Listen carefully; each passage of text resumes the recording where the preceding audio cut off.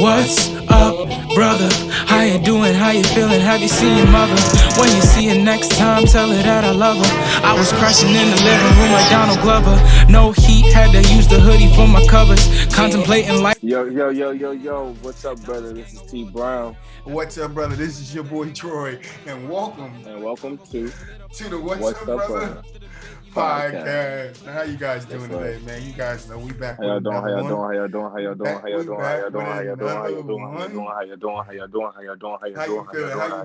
you feeling? I'm chilling like a man. We good. I'm chilling. I can't complain.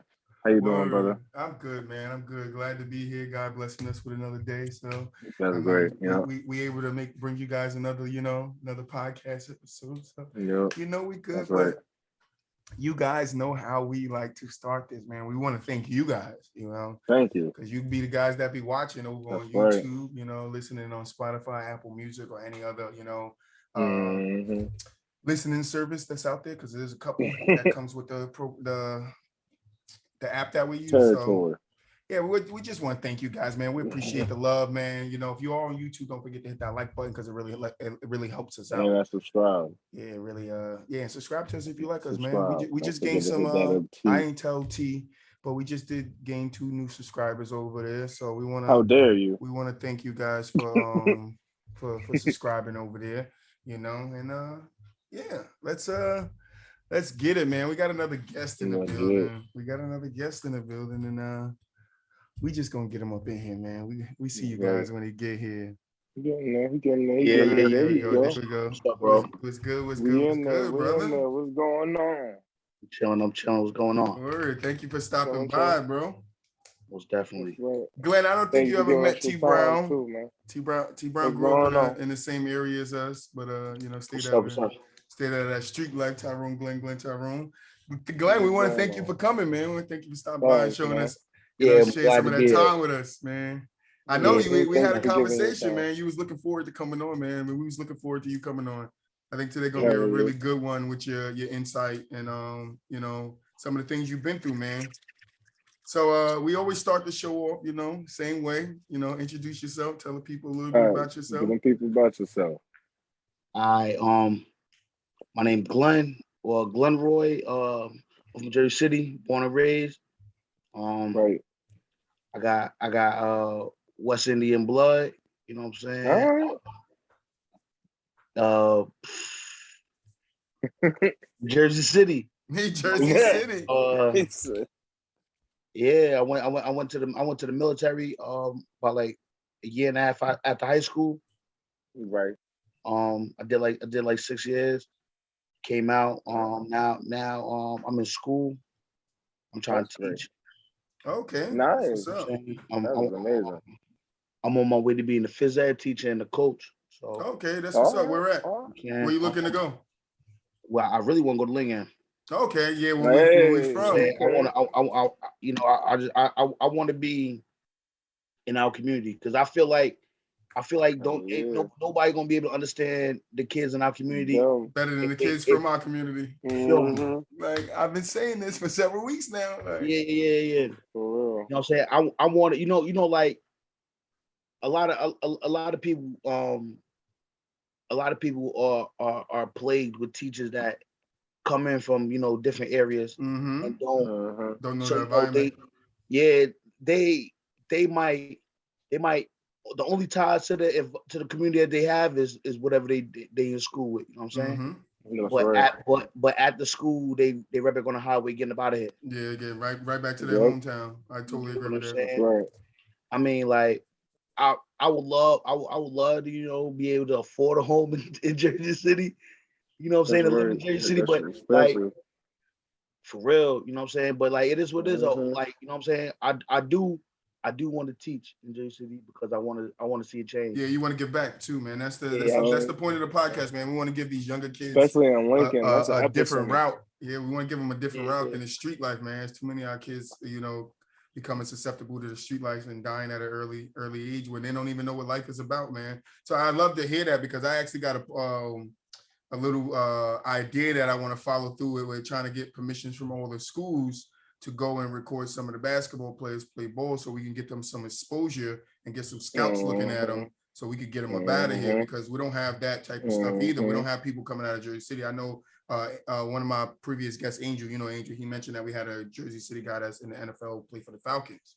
I forget his name, but Frank Darby. Yeah, Darby. There you go. Yo, I play football with his cousin. Oh yeah, nice. Yeah. Aaron Darby and them. I think that name sounds familiar. Yeah. Man, I think he might have graduated right before you came to Lincoln. Lincoln, yeah. Yeah, your brothers know him, no? Yeah, so I definitely want to look into like seeing if I can get permission to go record some of these kids, give these kids some, some exposure, so they could find a different route out of here. Because I was just having this conversation the other day with somebody where I was like, back in the day, the gangs were just as they are now. I mean, it's a little bit more killing here in Jersey City, but the gangs were just as they are. But one thing that gangs back in the day prided themselves on was when somebody had skill to make it out, they protected them and made sure they got out. We don't have that today. Today is everybody with skill, no matter if it's rapping, basketball, football, they all die in the streets. It's like, they dragging them down. I want to stop that here. I want these kids to get out and see that it's something so much more to life than just this gang banging or following what their friends are doing.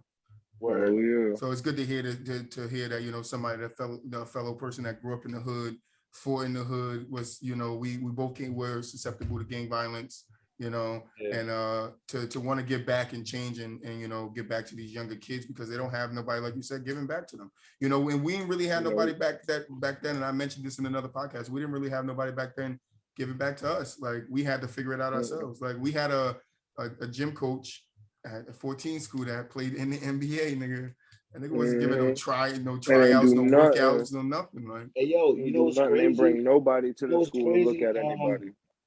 You remember the art teacher we had, Mr. Perez? He played in the NFL? No, I didn't know that. Yeah, he played in the NFL, and he played college ball. And like when he came there, it was like open our eyes, like, what? And now you a teacher? You know what I'm saying? Like, give us tips, because we was really trying to get in. How you make it out? Yeah. Yo, real talk, yo.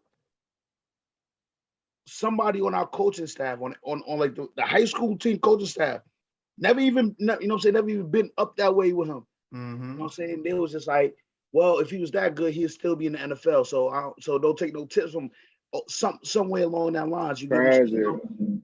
But it's crazy. It's crazy because he been there. He could have helped us out. But the people that was already in that position, they pride wouldn't allow them. I guess.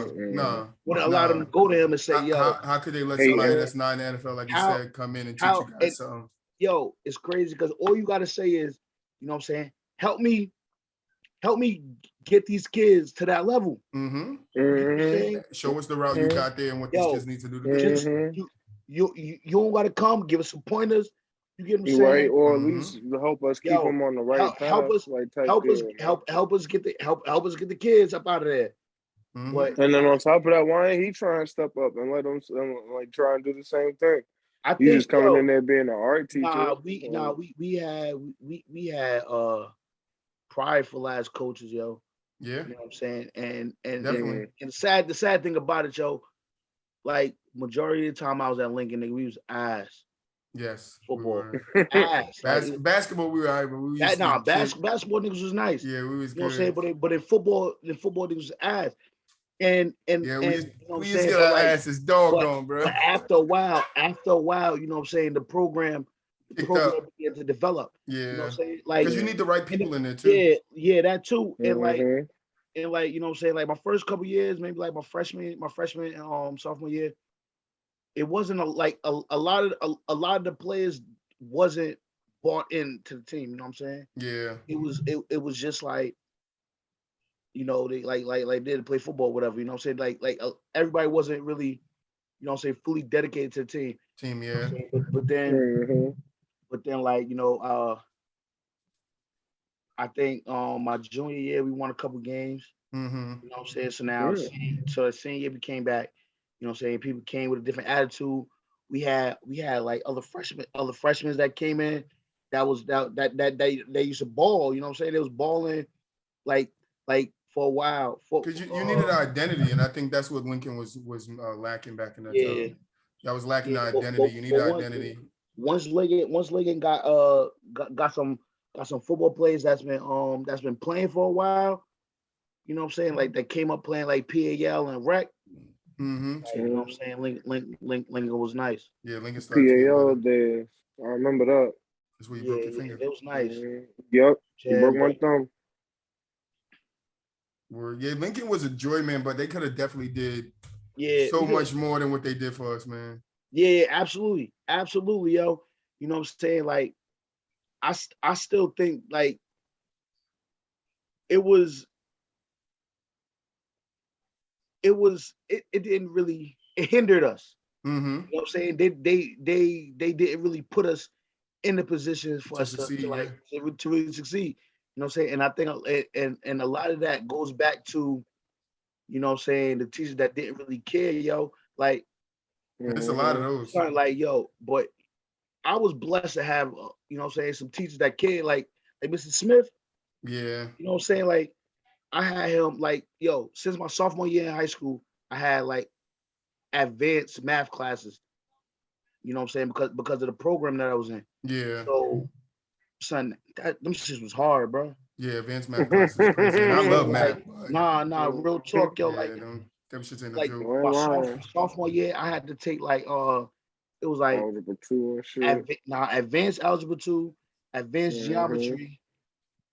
I love algebra. And then like algebra is cool. I can fuck with algebra. But advanced, I don't know about that. I didn't really grasp the concept of geometry until I was an adult. Yeah. Doing construction. Mm-hmm. Right. Yeah, that's when that comes into play too. Yeah, geometry does come into play in the construction work a lot. Yeah. But like my junior year, I had advanced pre-calculus all year. Right. And Smith was my teacher.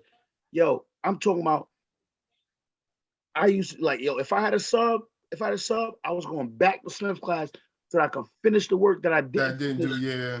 It was like that. Yeah. Yo, it was like that back then. Smith used to let me come in early in the morning, yo, early in the morning. And it'd be like 7:30. He's like, you know, like zero blocks and stuff start 7:30. Yeah. Like, I'm gonna be in my class at 7:30. If you want help, you need to be here. Word. Bro, there was some teachers like that. 7:25, 7:28. I'm up on the third floor of the class waiting for him, yo. Word. I used to have to stay at the school, and he used to let me, yo. He would let me sit in the gym. You know what I'm saying? While he conducted basketball practice.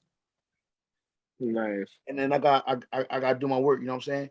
And he come check on me. Yo, you good? Hey, I need help. He explained it again. Yeah, go fish it on. Boom. Right? I'm telling you, yo, it used to be times, yo, I'm up to like 1 a.m, son, doing homework. My father wilding. My father used to be wilding on me, yo. Talking about go to sleep. Yo, that was our parents back in the day, bro. Hell no, wasn't going to sleep. He wanted you to finish my work. He wanted you to finish it. Nah, there was no going to sleep until you finished. Yeah, it wasn't. Yeah, it wasn't no hurry up and go to sleep. It's like, what you doing? Nah.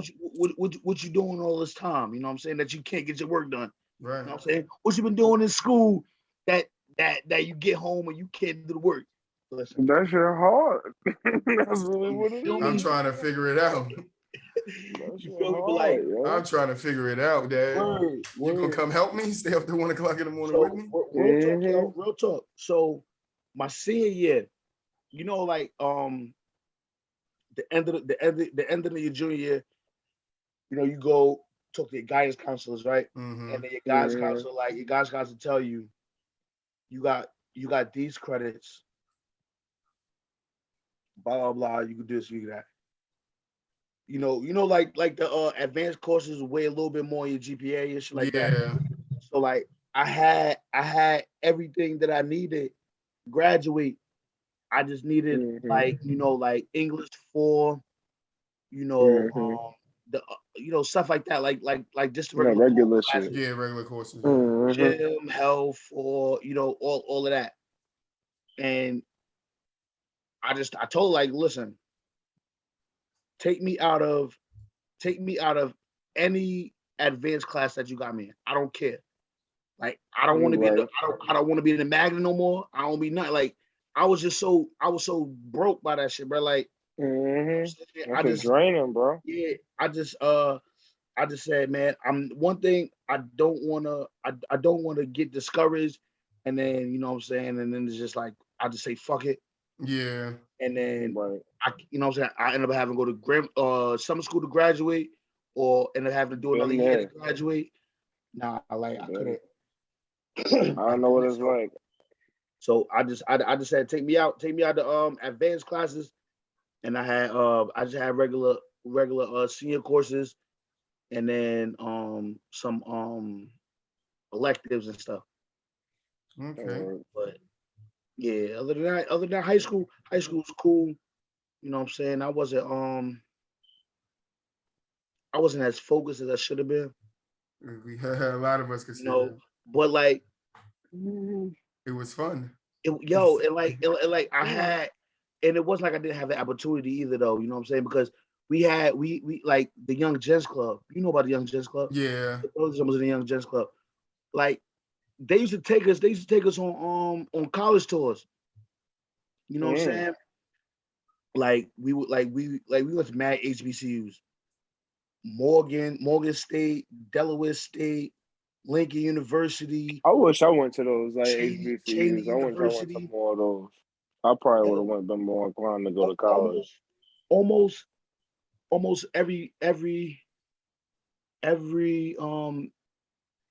HBCU in Eastern Pennsylvania to like Delaware, Maryland. Like, like we was going. Yo, like the young gents and the young ladies club.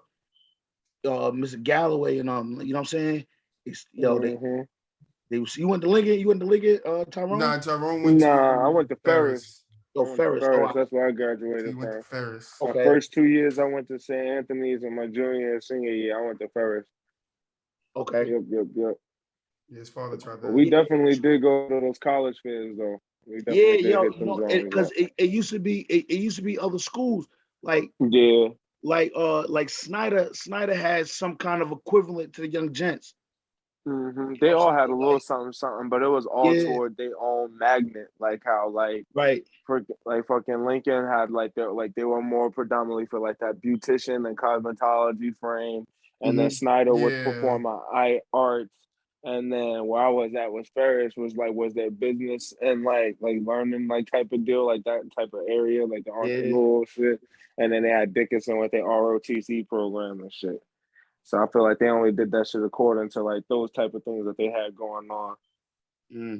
Like the Young Gents Club, like it was just mad dope, yo. Like, you know what I'm saying? We dress up once a week. You know what I'm saying? Yeah, I remember that. And then we come in like at lunchtime. You know what I'm saying? We go to a class and we just chop it up. You know what I'm saying? We talk. Yo, we talked about everything from just like having proper etiquette. You know what I'm saying? Carry yourself properly. Talking to women respectfully. Lovely, things that definitely need to be taught today. Yo, everything. It was deep. That definitely needs to be taught today. It was deep, yo. Like and everything was just like it was on point. It was on point. You know what I'm saying? Like they took one time, like the cosmetology was doing something, and so like they were making like some exfoliating scrubs and stuff. So they invited the Young Gents Club to go down there and get exfoliated. I'd have been about it. Yo, just do like doing our hands and our face and stuff. Right. You know what I'm saying? Well, it wasn't refreshing. Like, but what it was the introduction. You know what I'm saying? They put us on. So I'm like, So now, like, if I go to Antigua, you know what I'm saying? Cause like, I'm bougie, bro, for real. I'm not like, yo, for real. I like, if I go to the beach up here in America, I'm not getting in the water. No, I don't get in America. I'm not bougie, but I don't get it. I don't get in the water either. I'm not getting in the water, yo. But it's probably for different reasons. You know what I'm saying? It's probably for different reasons. Maybe in like Florida or something. Yeah, where the water's like clear. With the water a little bit clearer. But even Florida got sharks in their water, so okay, so we on the same page. The reason why I don't get in the ocean, but like, but like when I go to the islands, that's what, like, yo, for like pretty much like, yo, my whole life, yo, it was always like some kind of vacation every year. You know what I'm saying? Like my parents wasn't like, you know, we wasn't rich or nothing. You know what I'm saying? But like my mother always grew up in the projects. My mother always used to make sure that we did something. Yeah. You know what I'm saying? For the summer. You know what I'm saying? So that was to keep you out of trouble. Yeah, that too. Mm-hmm. That too. Like I grew up in church and everything. You know what I'm saying? So like, so like it was always something for us to do. You know what I'm saying? We was always busy and try our best to keep us out of trouble. Yeah, that was a good aspect about it. You know what I'm saying? Back in that time is that they did try to keep us out of trouble with little programs, but that's the thing. That's why I said in another episode of our podcast that just these recreational centers isn't enough. Yeah. That isn't enough. Mm-hmm. We need more programs. We need more activities to keep these kids' minds focused on good instead of bad, because there's so much people out here that's pulling them towards the street and not enough pulling them towards good. I'm telling you, like, right now, I got one solution, right? That I feel like could stop a whole lot of this young teenage violence, yo. Mm-hmm. Put back programs in the community. Yeah, that's what I'm saying. We on the same page. To give children, or you know, these young kids, get them an opportunity. You know what I'm saying, to do something. Mm-hmm. You know what I'm saying? I'm telling you, it's crazy. Like when you start cutting funding in schools, so schools can have after school programs. Mm-hmm. What's gonna happen after school? After school, these kids out. They're going right out there and with the friends in the corner. And now they're going they're going right to the block. Mm-hmm. You know what I'm saying? If they parents don't have nothing for them to do, you know what I'm saying? If that's why you try to have these little activities, you know what I'm saying? Had them doing stuff something. Like the Boys and Girls Club, man. Yo, but they shut shut that shit down. They tore it down. They tore that shit. They tore that shit down. And they built high rises. They built condos. High rises down there, bro. Tragic. It's so many memories in that place, yo. So many memories in that building. Yo, it's crazy. It's crazy how you could be downtown. You ride downtown.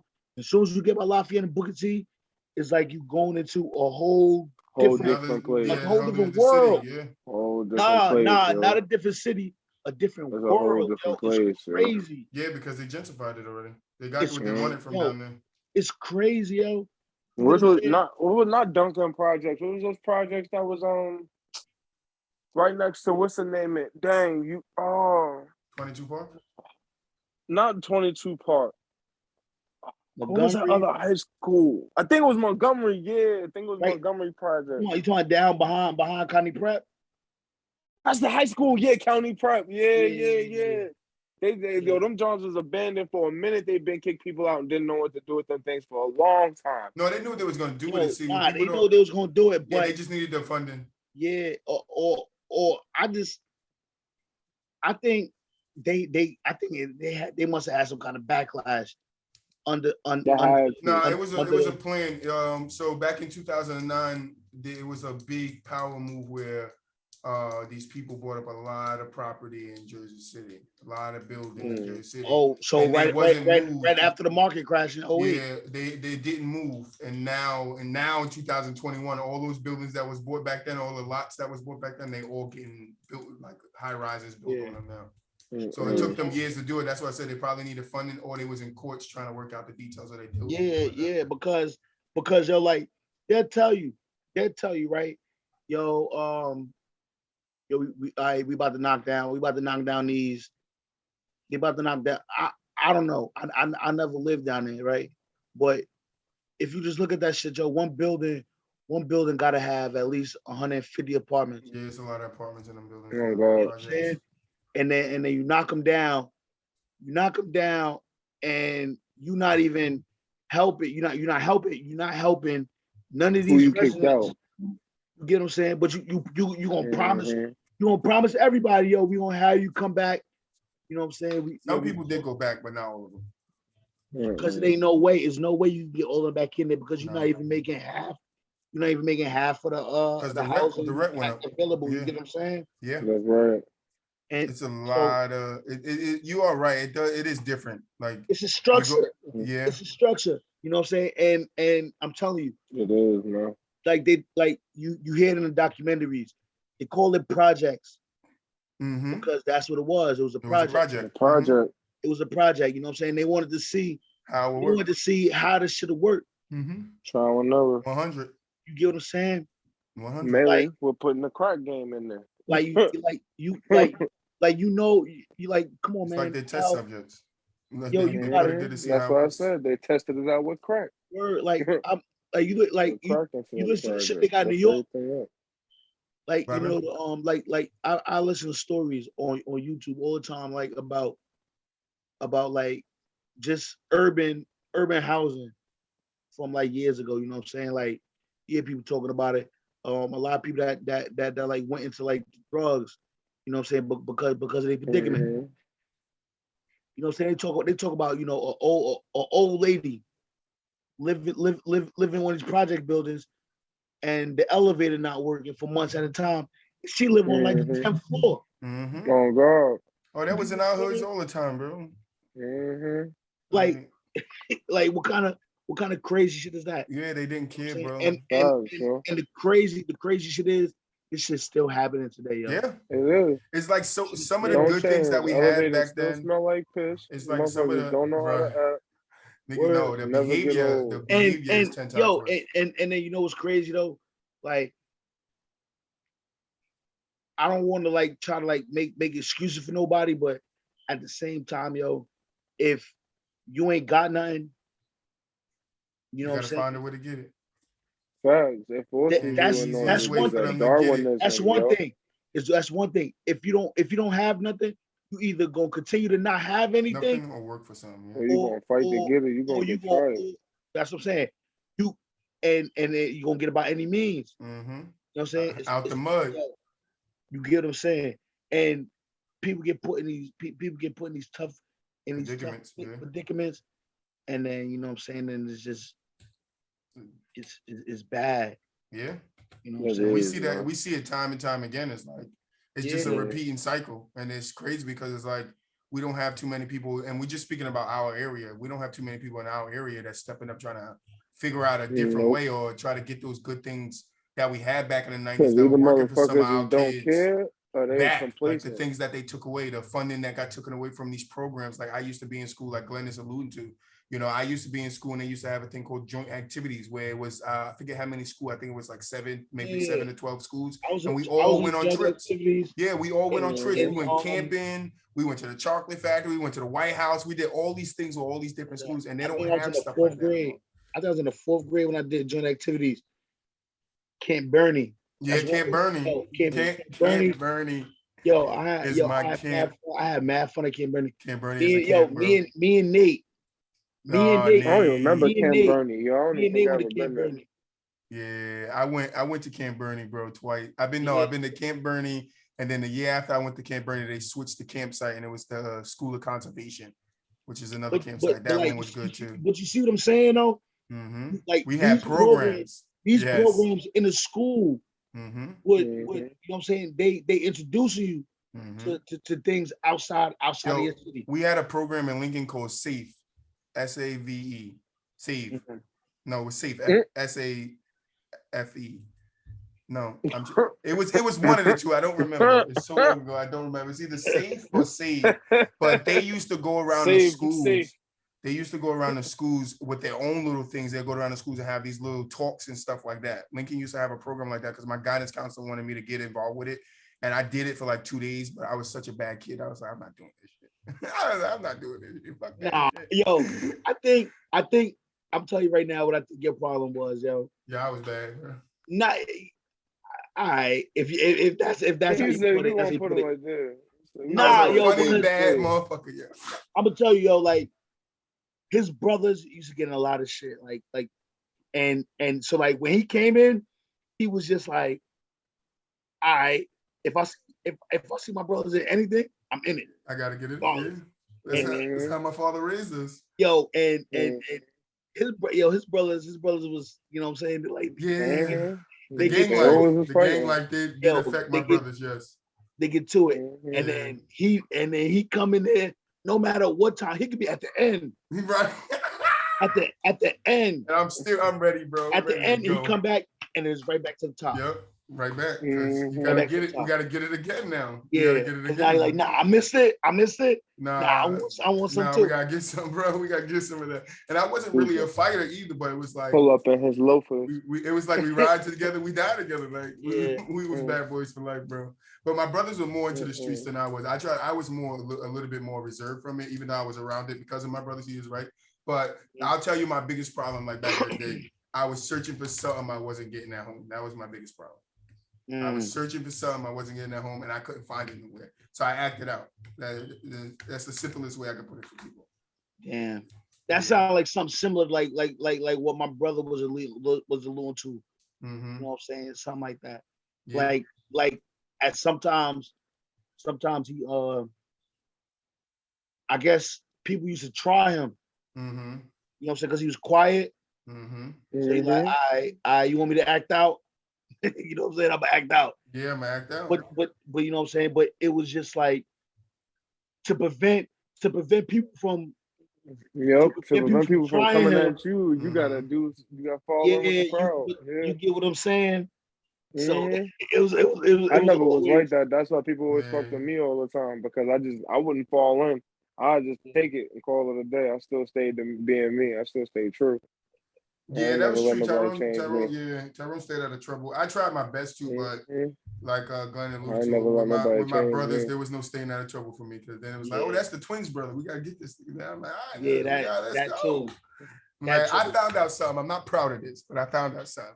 I found out in that time that, you know, my brothers was with the gang Wetland, that people knew who I was. Like around Jersey City, people knew me.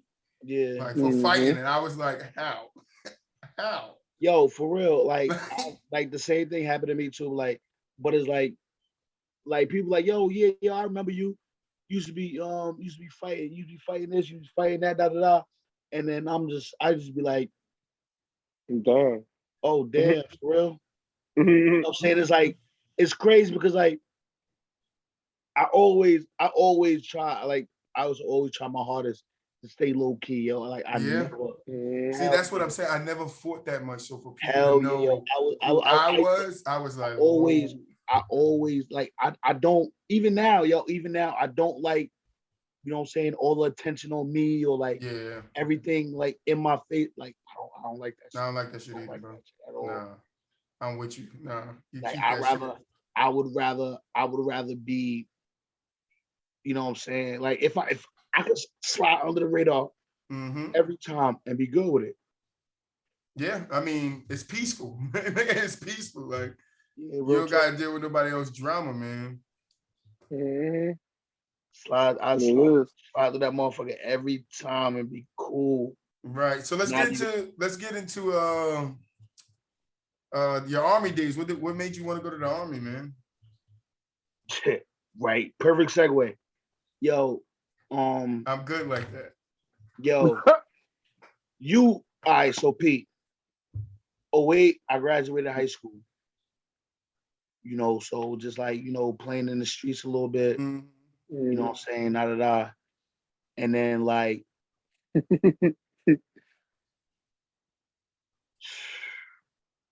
09, Puerto Rock died.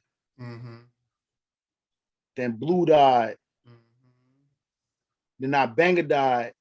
Yo, Blue was shocking to me, bro. Yo, and in between those, like I wasn't really around like not banging them every day, but like You know what I'm saying? But like, you know, he used to come to the courts. Yeah. You know what I'm saying? Like a lot of these, you get money to the courts like that. Like P Rock and Big Blue went to school with them since, you know what I'm saying, since like grammar school. Yeah. You know what I'm saying? It's like, you know, we come back up and, you know, we start like, you gotta get a couple street ties. Mm-hmm. You know what I'm saying? So like, you know, just running the streets with you know, with everybody, whatever. You know what I'm saying? And then around that time, like, niggas was getting bagged left and right. You know what I'm saying? It's like, if niggas not dying, niggas going to jail. That's when the streets really started to change from fighting to killing. Yeah. Like now we're just gonna kill these that niggas. 08, 09 level. I ain't gonna front. Niggas was afraid to go outside a lot. After like that, they wasn't like it wasn't much fighting no more. No, it was no more fighting. It was a lot of gunplay and everything. Yeah. So like, so you know, one day, you know, Jared and my father got in an argument. You know what I'm saying? And you know, whatever, Jared walked out the house. You know what I'm saying? So, you know, I followed him down the block. You know, we just talking about it. Cause like, you know, me and my brother, like at times we felt like my father was being like, he was doing too much. You know what I'm saying? But at the time he was really just looking out for us. You know what I'm saying? Mm-hmm. So like, that's just what it was. You know what I'm saying? So like, you know, I'm talking to him, I'm talking to Jared and shit, and he was like, yo, you know what I'm saying? Fuck that. I'm graduating in December because Jared did Twilight. Mm-hmm. He got kicked out of day school. Yep, I did too. Mm-hmm. I remember that Twilight. I never do it, but I remember it because of your ass, Justin. So he went to Twilight. I always did. He went to Twilight, and he was like, yo, after I graduate from Twilight, I'm going to the Army and I'm not coming back.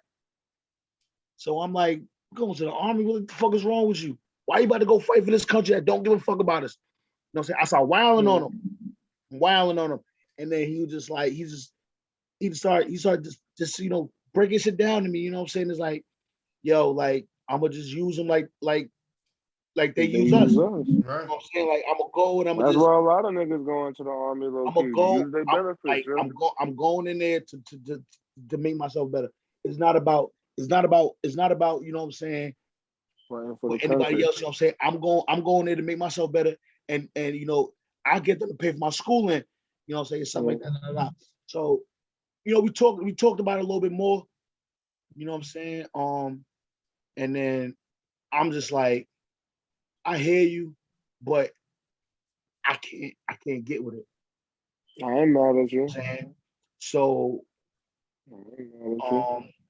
maybe like a couple days later, me and Levi chopping it up. You know what I'm saying? We smoking, and then he tell me like yo, same thing. He like yo, this probably gonna be my last L because I'm going up to the Army place in the morning. I'm like, yo, you too. That was the wave around then, yo. That's all everybody knew. Right. I'm about to say, Justin told me a couple times for like a minute. He was like, yo, I'm going to the Navy. Yeah, little side note, your brother Jared's supposed to go to the Navy with me, bro. And he's part of the reason why I didn't go, because he flaked out on me and went to the Army, bro. I think the Navy was gonna make him wait too long or some shit like that. Yeah. It was so he just said fuck it, went to the Army. But like after those two, you know, they was telling me about it, whatever. I'm like, all right, whatever, y'all can go do what y'all want to do, you know what I'm saying? So I went up there, you know, I was talking to them and shit. And then, you know, they pretty much laid it out like, yo, we can help you with this, we can help you with that, da da da da da da. You know what I'm saying? It's not that bad, you know what I'm saying, this and that.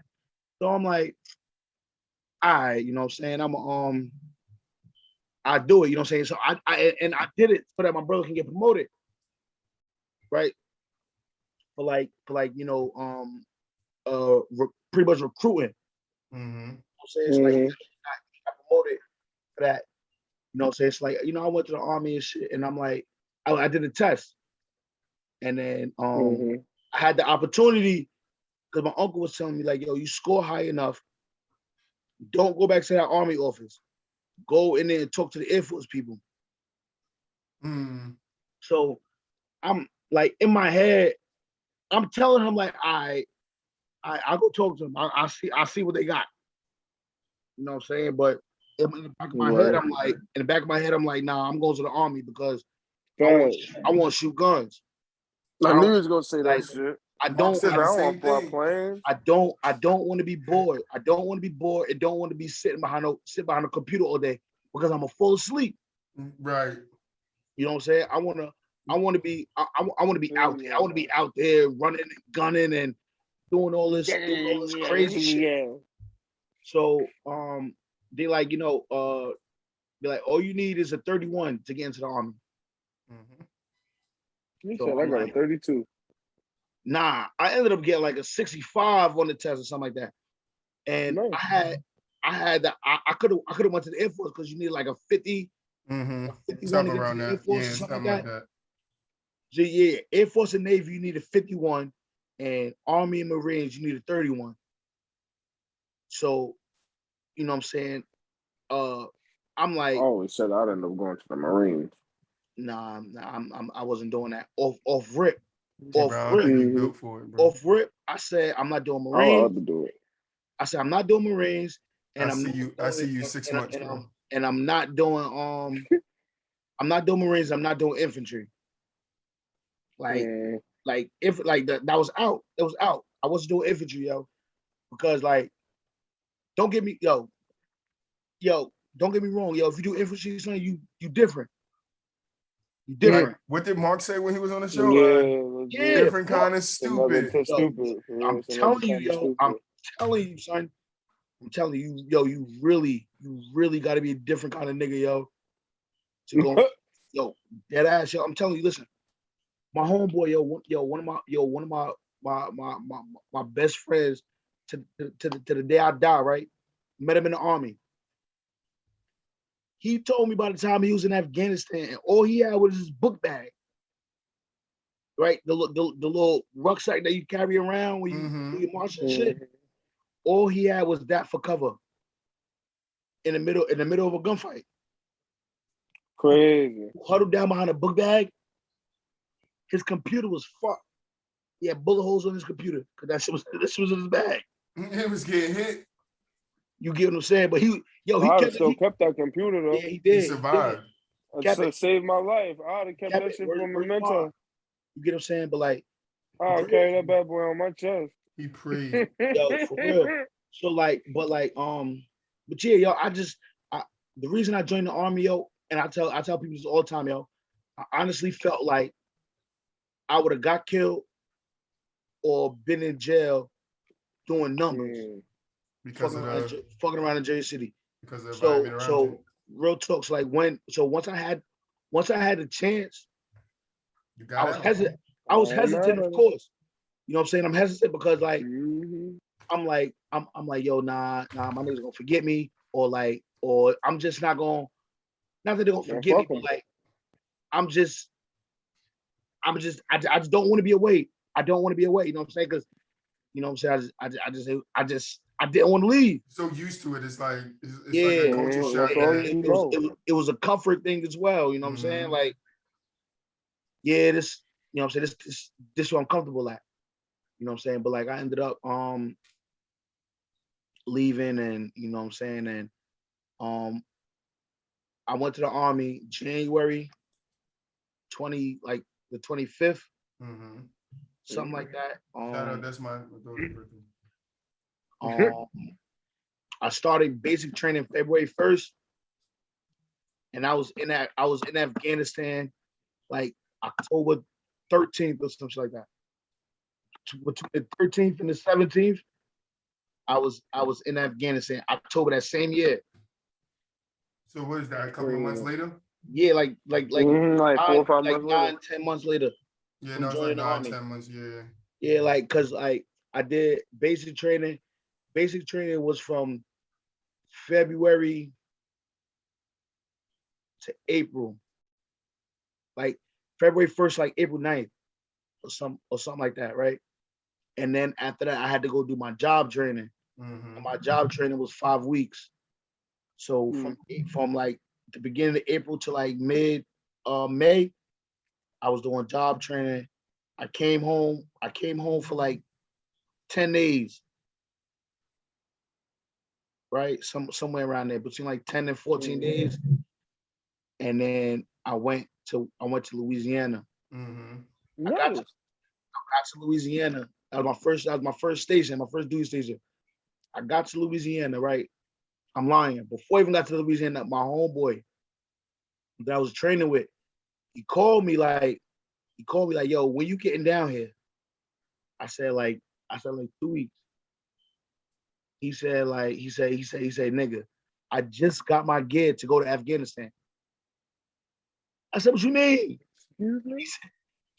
He said, yo, nah, because when we was in training, it told us like, it said, yo, y'all going to the 10th Mountain Division, and y'all gonna be in Afghanistan before the end of the year. Crazy. Because the war was raging at that point. Yeah, I'm training at this point. You know what I'm saying? I only been in the army maybe 6 months. You know what I'm saying? So, you know, so I'm like, damn, you know what I'm saying? In my head, I'm like, you know what I'm saying, fucking my head up, whatever, right? So I put it out of my head, right? Try to forget about it. I'm going home, you know what I'm saying? I'ma just enjoy my time. So he called me, tell me that I get down there. I got down there on Monday. By Wednesday, I had all my gear to go to Afghanistan. Damn. So they were shipping you. Yeah, they wasn't playing. They wasn't playing, yo. Yeah, because like I said, the war was probably like this by the time you guys got there. It was about to hit its peak. So yo, I'm telling you, son, they was not playing, yo. And yo, for real. Yo, and yeah, I don't even got words for what they was ready to do. Yo, for real, yo, like I ain't mad with you, bro. They put us in training, and then it was just like, yo, go fight this war. Everything. Yeah, yo. and they always say, yo, trust your training. You know what I'm saying? They tell that's you, all you got. Like, the harder you train, what these tell us? Something about the more you sweat in training, the less you bleed in a fight or some shit like that. Crazy. So how? Nah, but like, you know, because like it's a mental thing. No, I know. It's a mental thing. Yeah. So, real talk, yo. Like we had niggas in the niggas that was out there with us that was like bitching up. You know what I'm saying? Like they get scared once a bullet start flying. Yeah, because not everybody built for that. Yeah, like Mark said again, you got to be a different kind of everybody built for that shit. So it was times, yo. It was times like I had to be. I was a nigga that was on the top of the chart. You know, with the machine gun. Oh, so you was a gunner. Yeah. I was a gunner. Word. Right. So he said, I'm not doing infantry, but I'll hold the guns. No, it wasn't my choice, my nigga. So they still just put you in infantry? No. I got stuck on the detail that whenever our colonel and our sergeant major wanted to leave the wire, we had to go with them. So we were like their personal security. Okay. But we also had an area that we had to patrol and stuff. Yeah, like any other group of right.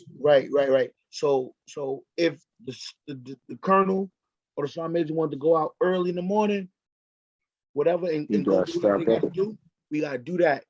And then we come back, and then we gotta go back out to patrol. You get what I'm saying? Mm-hmm. So you know what I'm saying? We was always out. We was always out the gate every day. You know what I'm saying? And sometimes we was getting in it. We was getting into it. You know what I'm saying? Like we out there, and then niggas start shooting at us. Fuck, we shooting. Okay, so you really got into some gunfire. Yeah, yo. Crazy. So it was like I'm not scared. I'm not scared of no gunfire, bro. You get what I'm saying? So like, if they start shooting at us, but I'm shooting back. Off for it. Because I gotta get y'all off me because I'm not stopping y'all not gonna stop me from going back home. Right.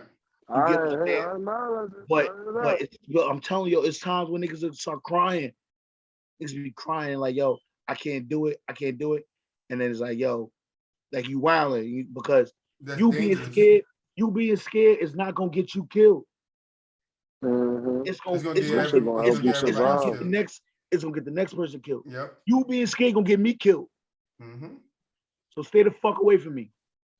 Like, yo, I'm telling you, like, just get to it. You do some shit like that, you get back to the base, more than likely niggas don't want to put hands on you. T, fix your camera. Niggas don't want to put hands on you. But that's what it is, yo. Like, I was in 4 different explosions. Damn, that's a lot. I heard about 1. I didn't hear about 4. Yo, the one you heard about, yo, that was the first one, and that was the day Ka died. Yo, like, it's crazy, right? I'm on the phone people back home, right? I think when Ka died in March, so my daughter wasn't born yet. So my big mother was pregnant. So we talking on the phone, and then I go back to my room because I gotta go out on a mission.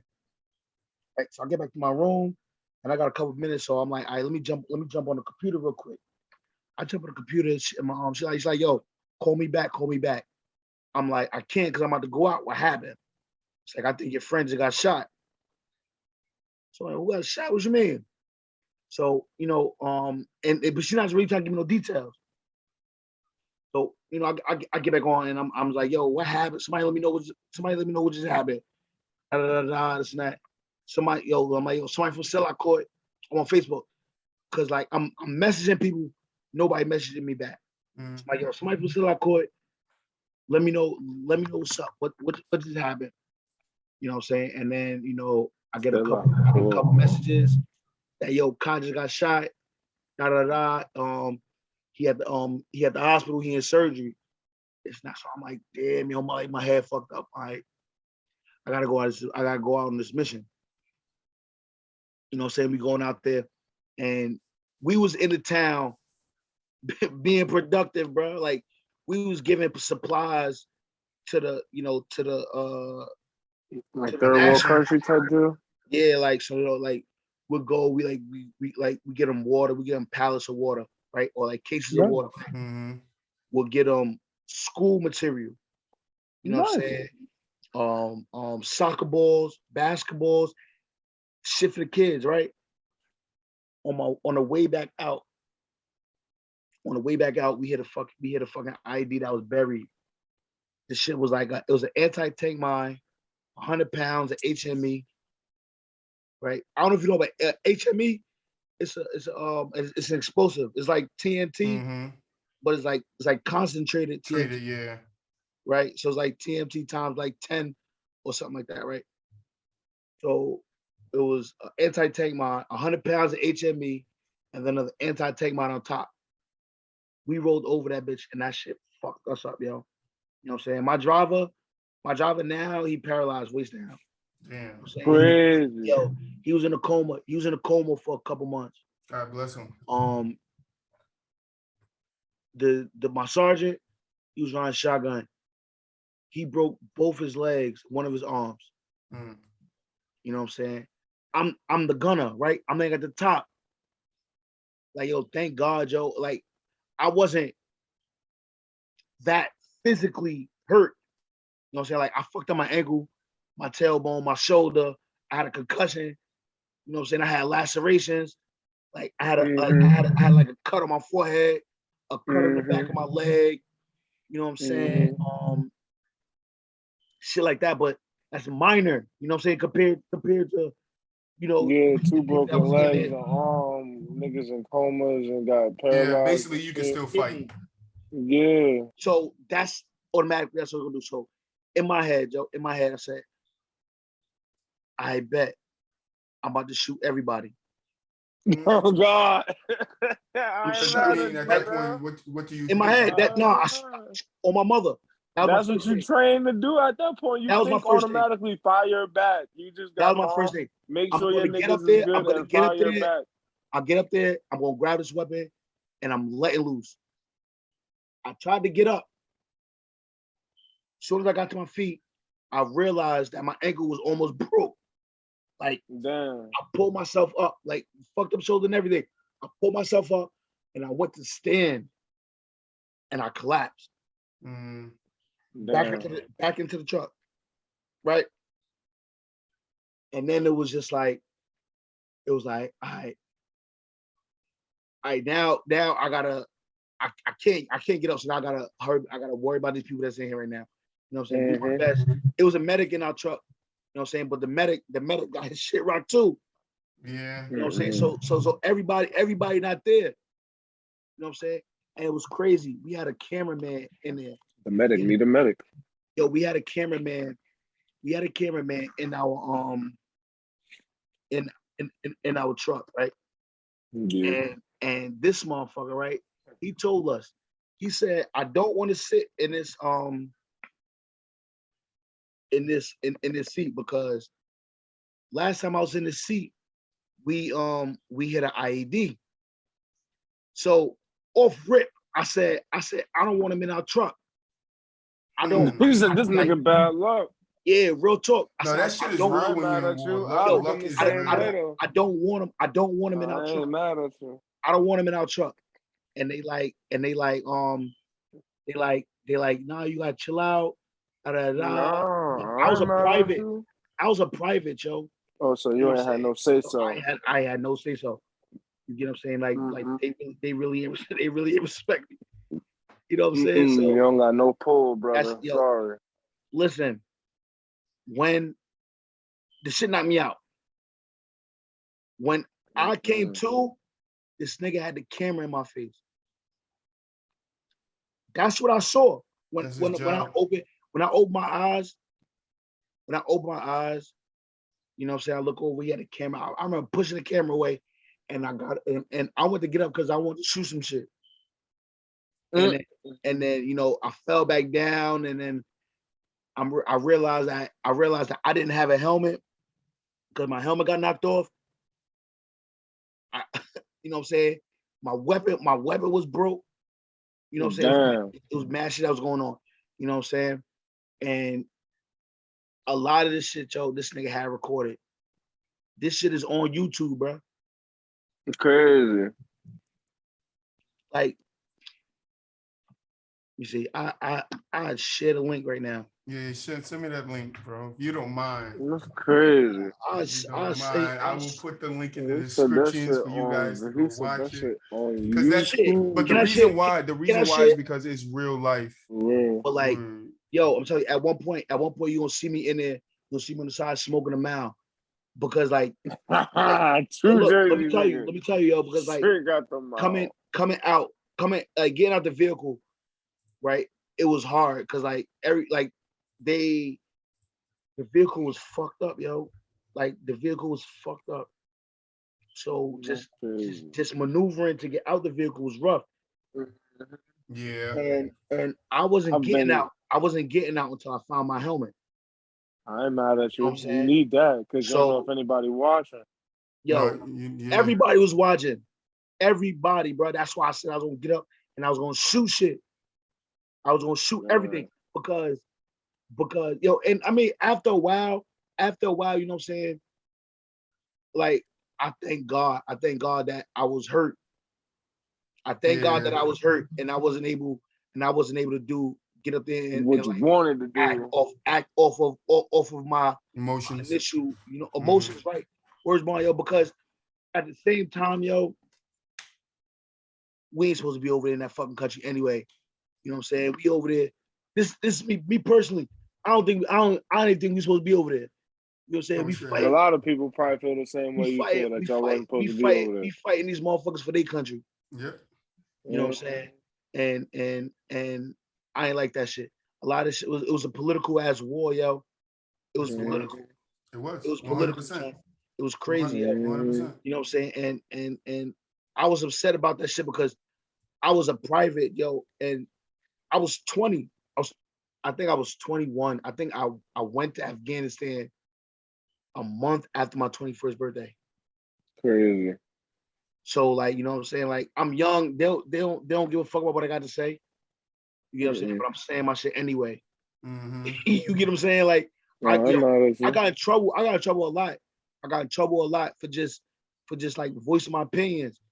You know what I'm saying? Like, listen, I'm gonna say what I'm gonna say. I'm gonna do these push-ups and whatever. I'm gonna do these push-ups. Go run whatever the fuck you want me to do. I'm gonna do that shit. But you gonna hear what I'm saying. Still gonna say what I gotta say. You gonna hear what I'm saying, yo, because like, yo, when I was in Afghanistan, this shit was so stupid, yo. Like, if we had lieutenants, right, that they just got to Afghanistan, they want to see what it looked like outside the wire. So we need y'all to, you know, get in the trucks and then go out there and give them a ride around so they can see what it's like.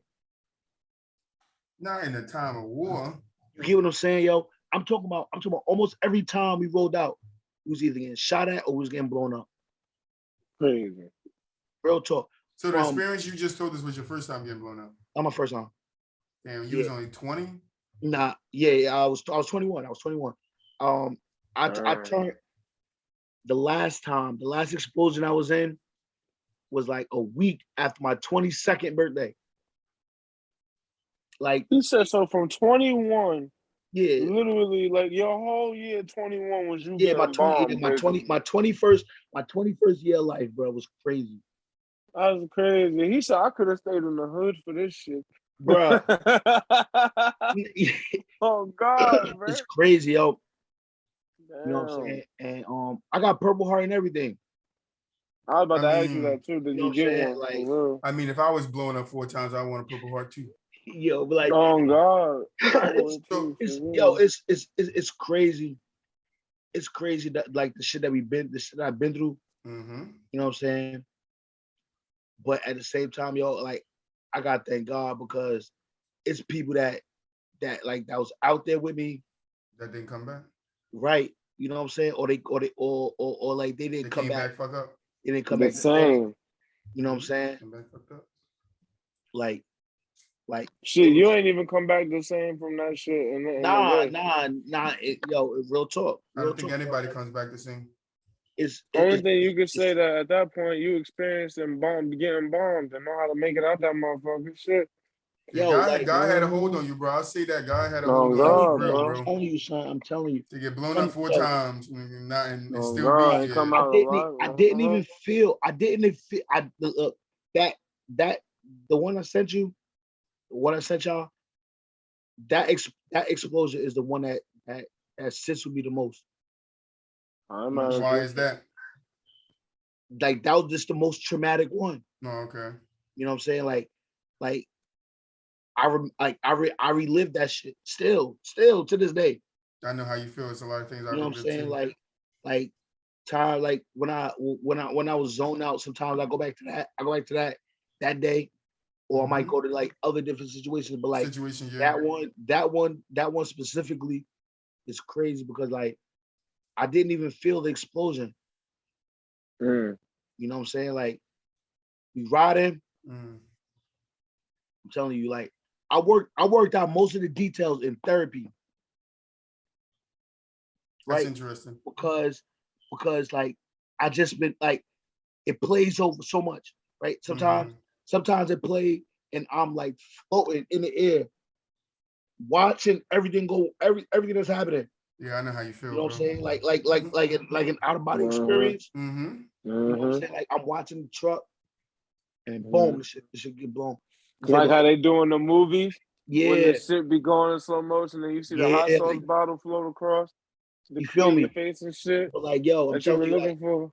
Like it's different. It's your body. It's your body. It's not hot sauce. I'm like, yo, No, I'm talking about like how they in the movies where they show everything floating around you in slow motion. But I'm saying he was floating watching the truck flip. I'm gonna tell you right. In my head, that's how I knew. That's how I realized how I got the cut on my forehead. Because of the explosion, right? I got the shit lift me up. And I got a harness on that keeps me into the truck. So the harness did its job. Yeah. It yanked me back down. But when it yanked me back down, I hit my head on the thing that go around me. The that circle, that the weapon is mounted on. Okay. Well, like the track. I get what you're talking about. So I hit my head on that. Bang. Bink. And that knocked my helmet off. So that knocking my helmet off gave me that cut on my forehead. Right? And when I got my helmet back, my shit was still buckled. Crazy. You hit your head hard. That's why that shit slipped just right. You get me? That shit slipped off. That shit rocked me. Bang. And then took my shit off. And like, you know what I'm saying? Like, I think about that. I say that shit all the time. I see, like, it was a motorcycle there that it was crazy, yo. We passed the bomb. Everybody in my platoon rolled over that bomb on the way into the village. But that just shows you the dangers of war, man, because you never know where they plant these things at or when it's gonna go off. We all rolled over that bitch on the way in.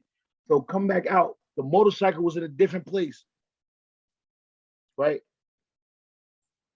Like I should have peeped that because I was in the first truck. You know what I'm saying? And I'm sure I did peep it. You know what I'm saying? And I voiced my opinion. But you know what I'm saying? You don't want to listen. Yeah, yo. And we hit that shit. I didn't feel it. I didn't feel anything. Like all I remember was like we driving, we riding, everything dark. Everything dark. So I just start praying. So what you can do. I start praying, and then my eyes open up. So now my eyes open up. I'm like, oh, it's ball game. Yeah, he just trying to go to work, but it's ball game. I'm about to act a fucking fool. You couldn't go to work. I tried to get up, and I'm just like, I collapsed. Oh shit. Yo, my leg. All right, now, damn, yo, my ankle's starting to hurt right now, yo. Thinking about that shit. He says, you can feel that shit. Yeah. I feel that shit. You know what I'm saying? But so now I start like, like try to help other people. You know what I'm saying? And yo, that shit stayed with me, yo. It's still, yo. Still, yeah, I mean, it's probably one of the most traumatic things you've been through. The most traumatic. Yeah. You know what I'm saying? And do you ever ask yourself, was it worth it? Yeah, and I don't think that it was worth it. Yo, like honestly, I don't think it was worth it. And if I could do it again, I would do it over. I would do it over in a heartbeat. I will give it. Listen, you like right there on that borderline of the special stupid, bro. You like right there. You ain't there, but you almost there, bro. No, hell, what you mean? Hell no, nigga. If I could do this shit all over, bro, I will give up every award that I own, any award that was given to me. I will give all that shit up to go and do the fucking Air Force. Oh yeah, okay. Okay. I thought you said you would do it over again. I was about to say, okay.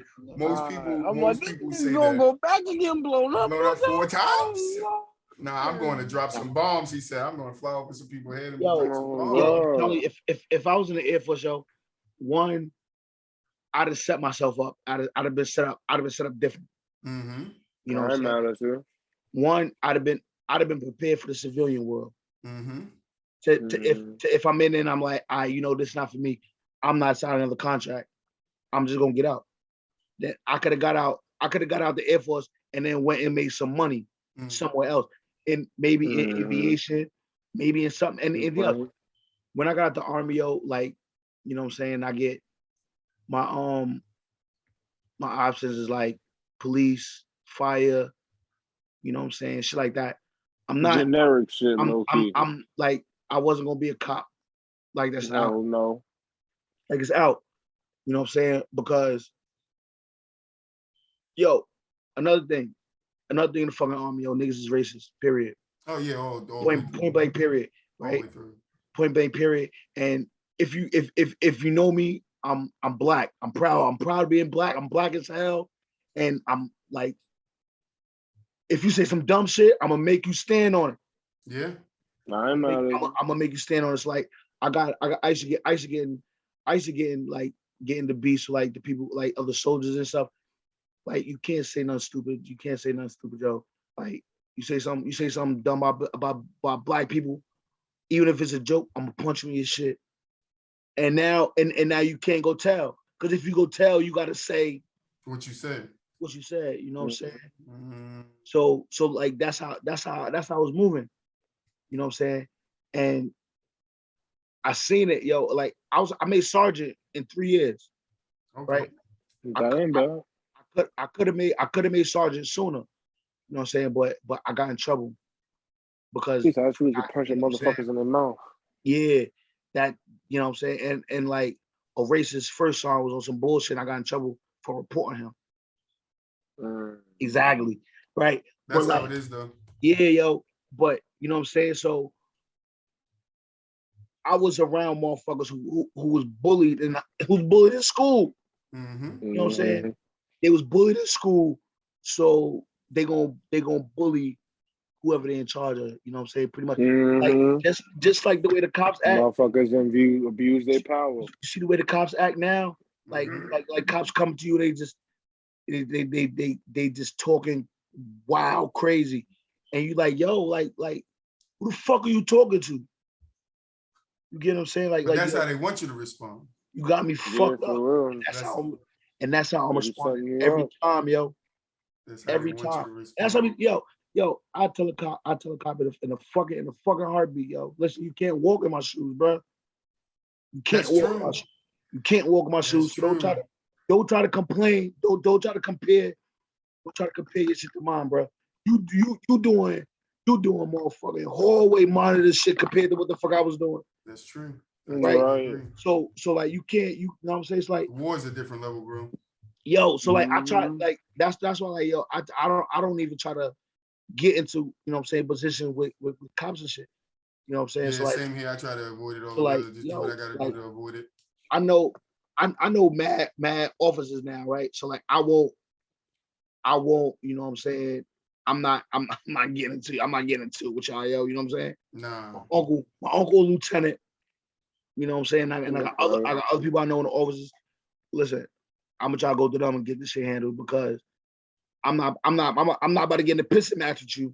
Right. And then you use my you know what I'm saying, my me disrespecting you as a way to fucking kill me. Mm-hmm. And they do that shit all the time. Word is bond. Some type of justifiable way to whip out the whip. I mean, whip out the gap. He said whip out the whip. He went back to slavery. He said to whip out the whip. Oh God, whip out the whip. He said whip out the whip. There ain't no whip no more. The whip is the bullets. That's what the whip is. The whip is the bullets. Word, man. Like, you know, and lay you out. They just lay you out. That's all they do now. That's crazy, man. So what did you end up doing when you got out from the military? What ended up? So I got out in 2016. I chilled for a couple months. Then I was doing like Uber and Lyft. I came back to Jersey that summer. I did a little bit of Lyft. Then I started doing security. And then in 2018 I started going back to school. Nice. All right. Congrats on that. All right, for real. It's always good to go back and try to get some type of education so you can continue to try to do something with your life. It's never too late. So he's gonna be a teacher out here. That's great. Yeah, facts. Get back. So what are some of the fun moments you had in the army? Like, what are some fun moments? some of the fun moments. Yeah, if you have any. I mean, I had mad fun moments in the army, man. That was good. Just meeting different people, yo. Like, you know what I'm saying? Like you just, it was just whatever. Like, yo, I had just learning about myself. You know what I'm saying?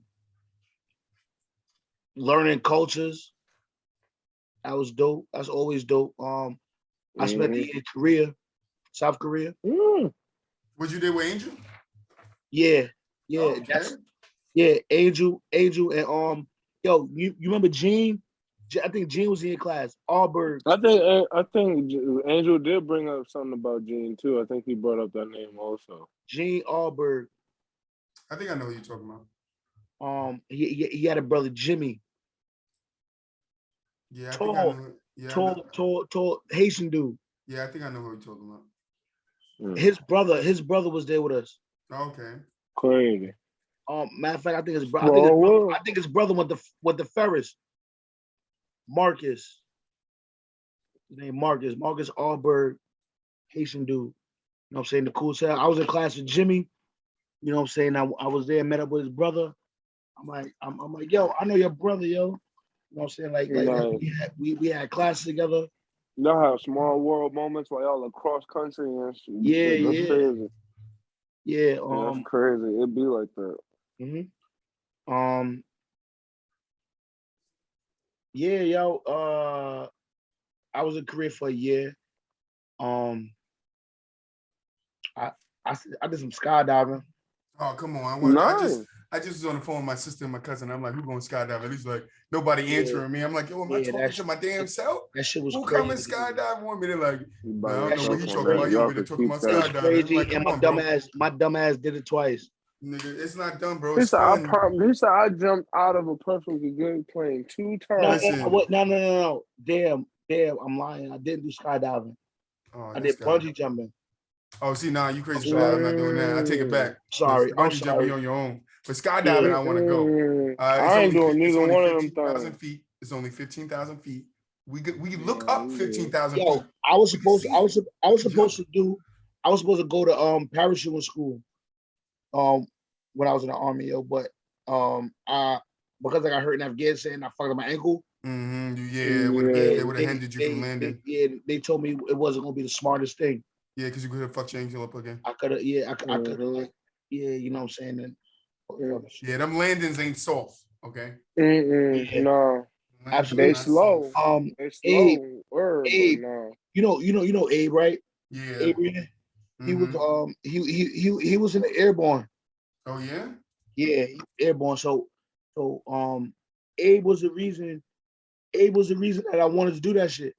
You know what I'm saying? Abe, I'm in Afghanistan and Abe sending me pictures of him parachuting, and you know what I'm saying?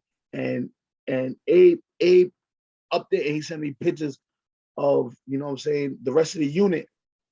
You know what I'm saying? Parts of the unit ahead of him out there. He just on his way down, videotaping shit. Yeah, that shit is fun, bro. I'm like, damn, yo, you know what I'm saying? I want to do this shit. I fucked up in Afghanistan, and I was like, yeah, they all right, so they give you waivers, right? They'll say, yo, a certain amount of people from this unit can go to this school. Right? Pick, you know what I'm saying? Pick who you want. I was one of the ones I was trying to go because I was trying to go since I was in basic training.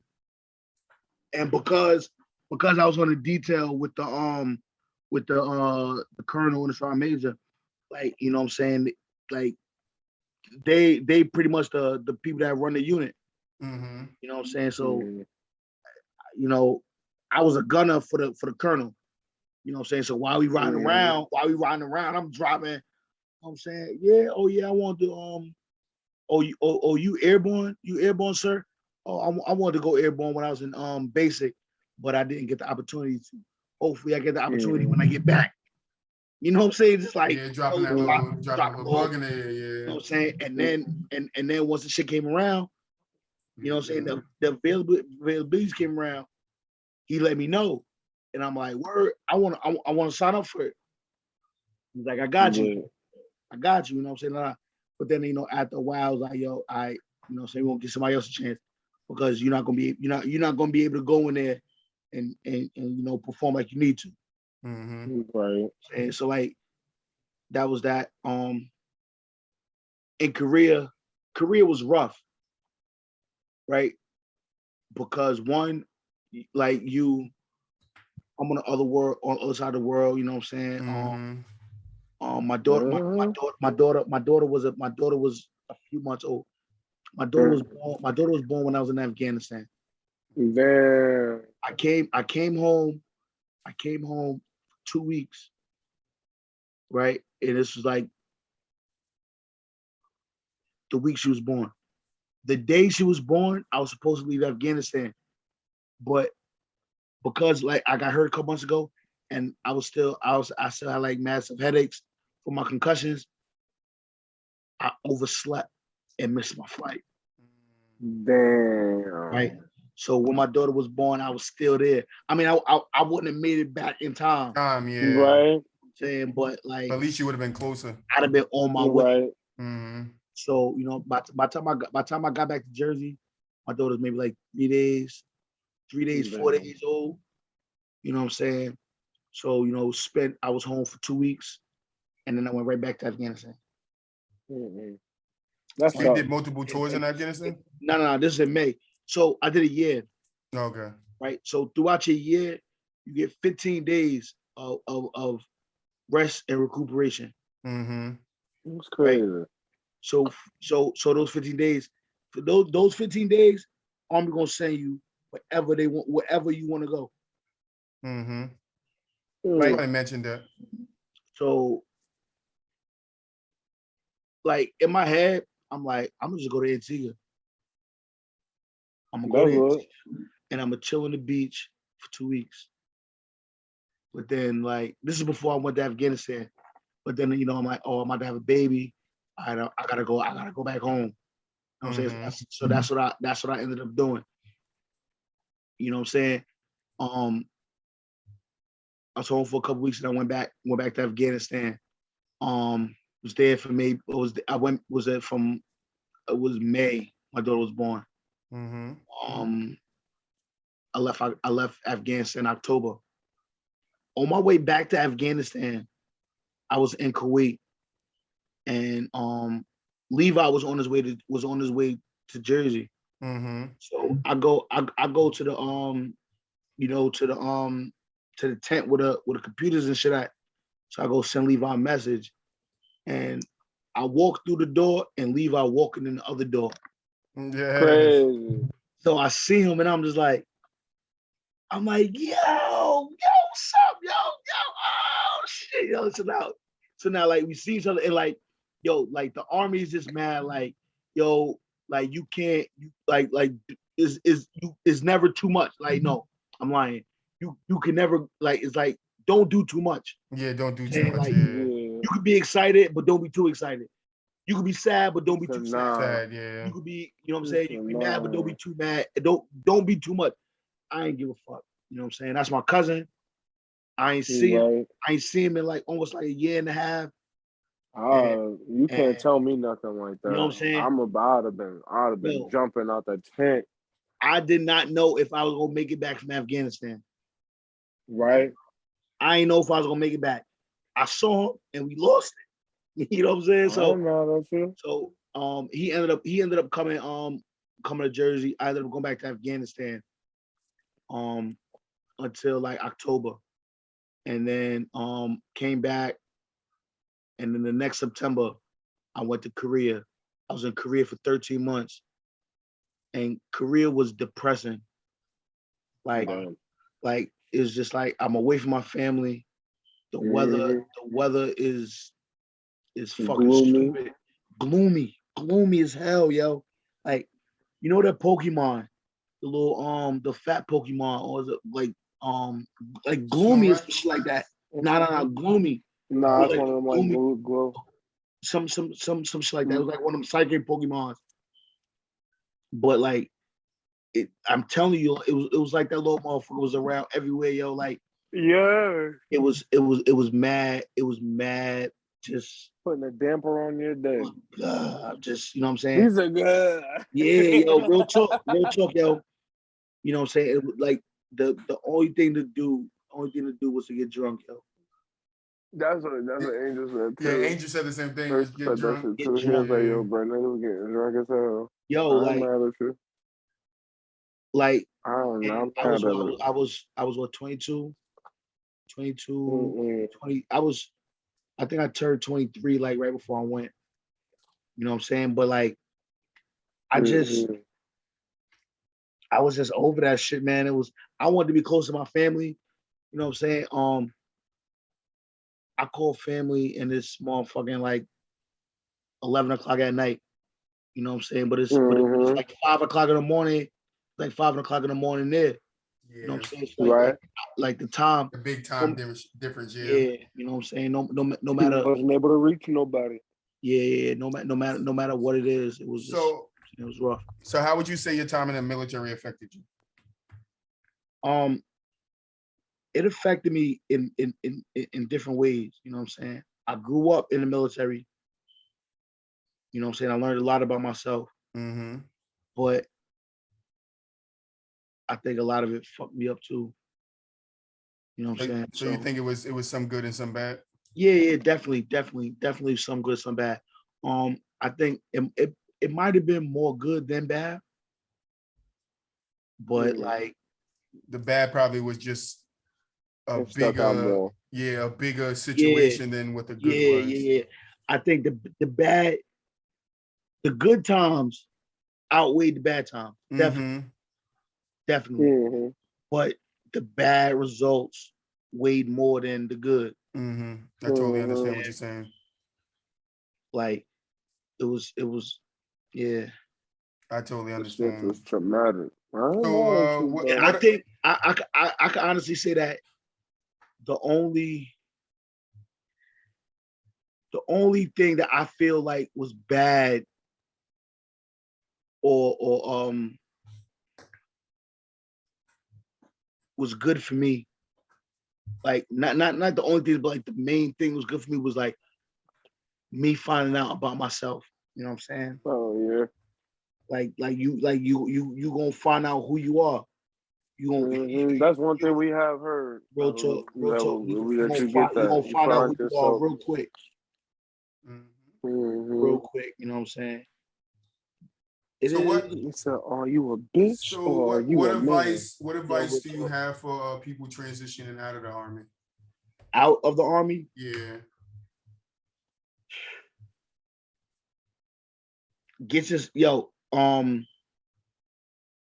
Fuck what anybody tell you, right? Your life is not over if you decide to leave the military.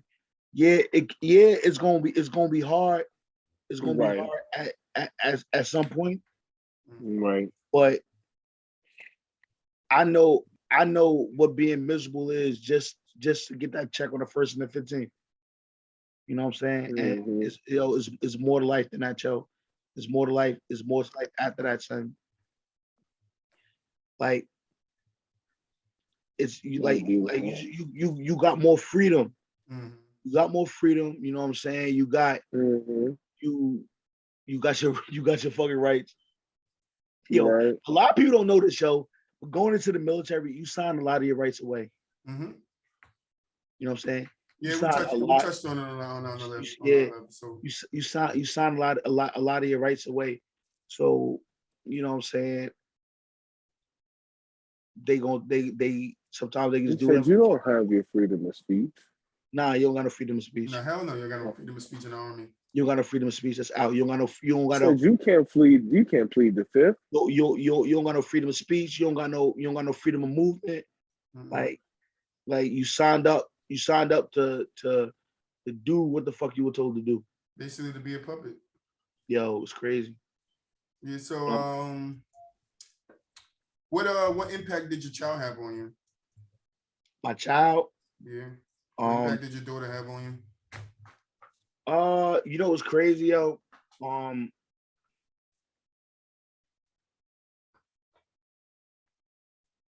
It didn't really hit me too much. I mean, with my daughter, it was more so just like, all right, I got a child now. I gotta be more responsible. You know what I'm saying? I gotta make sure she's taken care of. You know what I'm saying? But then when I had my son, it's like I really understand, like I really grasped what life is, you know what I'm saying? You know what I'm saying? Like, yeah, not saying that my daughter didn't really change me, but it was different. Yeah, you know when you had a son, like in all actuality, right? In all actuality, I could say that it was like I just came home one day and I had a daughter. You know what I'm saying? Because like I wasn't here. Yeah, for the year. Right. I wasn't here. I wasn't here. There for her to feel those kicks in the belly and stuff like that. You didn't have that build up. When I found out she was pregnant, I went to Afghanistan probably like 2 weeks later. Damn. You know what I'm saying? Damn. And then when she was born, I was already in Afghanistan. I already been blown up. Right. You know what I'm saying? Already going through hell, nigga. Already going through hell. So how do you? So like, made me quit right there, so I could be with my daughter. My mom was gone. Yeah, I was just about to say that. How do you associate it? Right. With what you're going through over there, like you having a daughter? It had to be hard. Just try to make it back. Yeah, I gotta make it back. Yeah. Do you see so you have a daughter and a son? Yeah. I knew about your daughter. I didn't know about your son. Yeah, my son is 6. Oh, okay. Congrats on both of them. He was born the September right before I got out the army. Okay. You know what I'm saying? And then that one was just like that. It was just like, yo, I got somebody looking up to me. I gotta strive to be a better person every day. You know what I'm saying? Do you see any of your kids getting involved in the military? I would never allow my kids to join the military. Okay. No, I was never. I don't give a fuck what nobody say. Like I told people this in the army, yo. I said, listen, I will never allow my children to join the military. I know a lot of people that have that stand that have like, been listen, in the military. like, nah, like I did it. Just so you wouldn't have to. Yo. I was about to ask you if that's the reasons why. Like, if it's one of those situations. I did it. They didn't have to. You know what I'm saying? I mean, like, if you tell me, if you tell me I want to do it, right? You know what I'm saying? I won't. I'm not gonna like it. I'm not gonna like it, right? But at the end of the day, if you know what I'm saying, you want to be his own person, then I might not like it, but I would have to accept. Just tell him to go to the Air Force. But I'm telling you, but like if he asks my opinion, is gonna be a fuck no. Yeah, and I feel you on that. Though. I'm mad at you. I do feel you.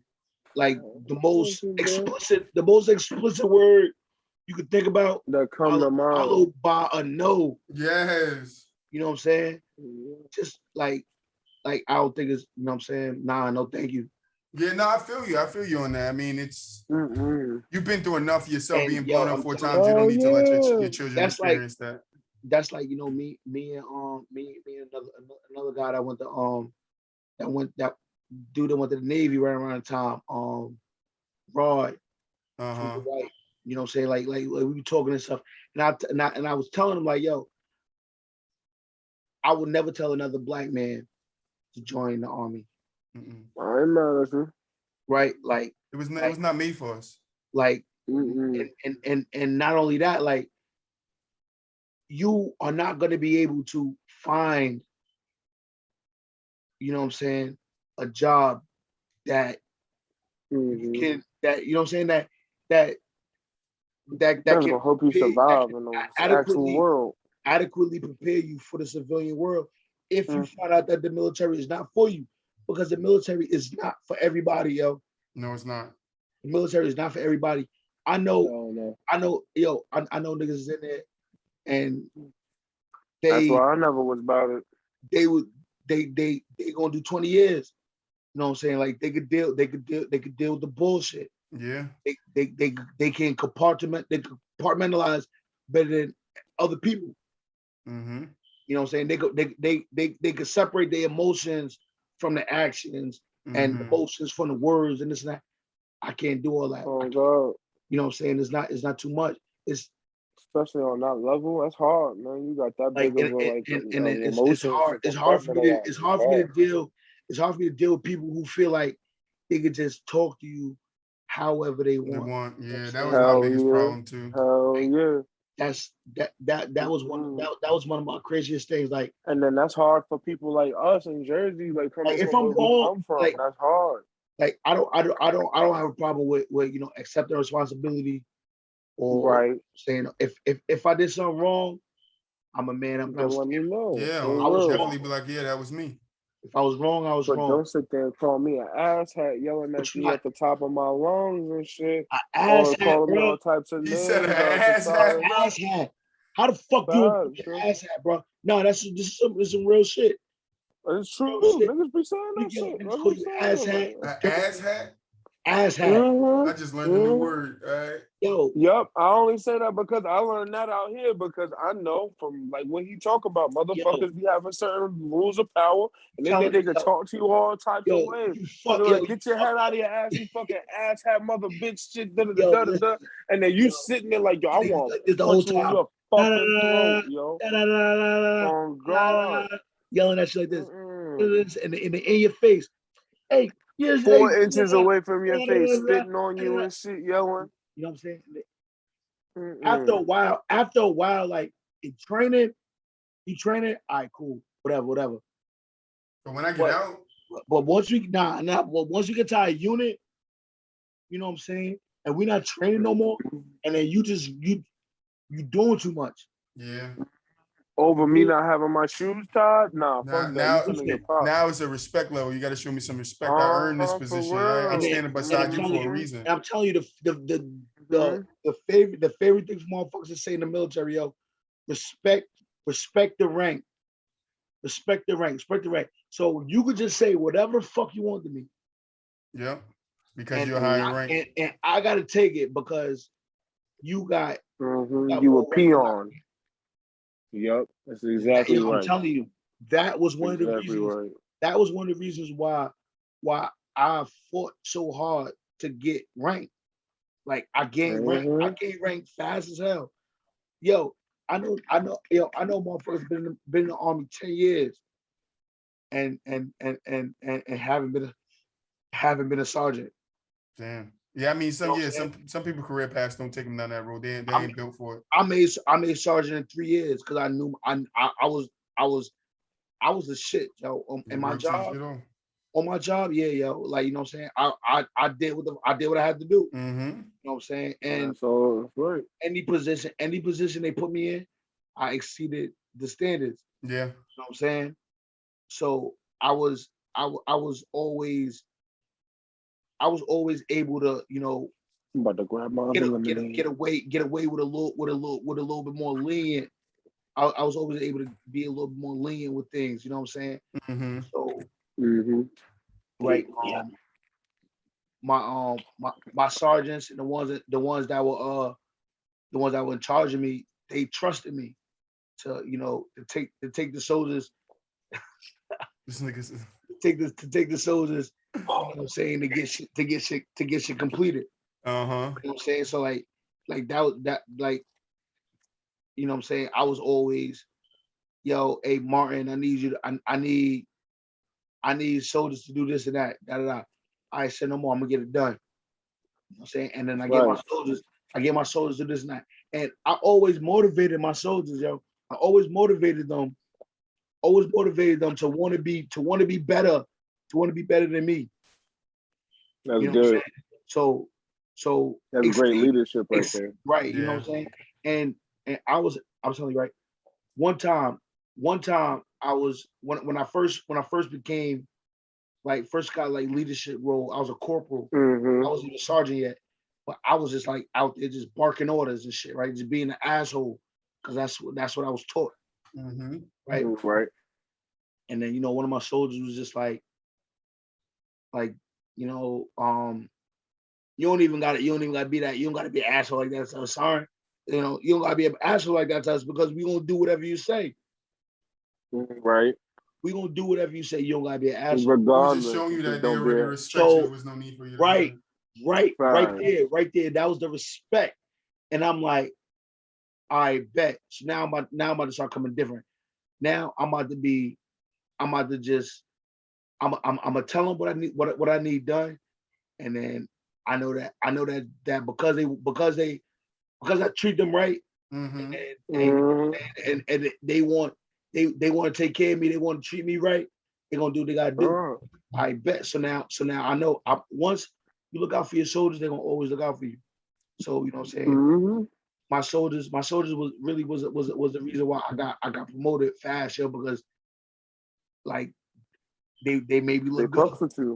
They made me look good, Joe, for real. Yeah, he said, after this, we all getting pizza. I think that's almost them want somebody that they know that's for them, bro. Yeah, it's hard being out there, and knowing you went through it. I feel like that's in any workplace, man. Yeah, that's just true. Because I know on my Starbucks days, I always fuck with certain people, because if you was looking out for me, I'm gonna hold you down. That's really just how that works. That's just how I look at it. So what would you say is different about the environment now that your kids are growing up in from the environment you grew up in? There's no activities. Mm-hmm. That's the answer I was looking for too. There's no activities, like you talking about, like within the community, right? Mm-hmm. Yeah, no activities. Kids don't be outside no more. Yo, I take my kids outside. Facts, yo.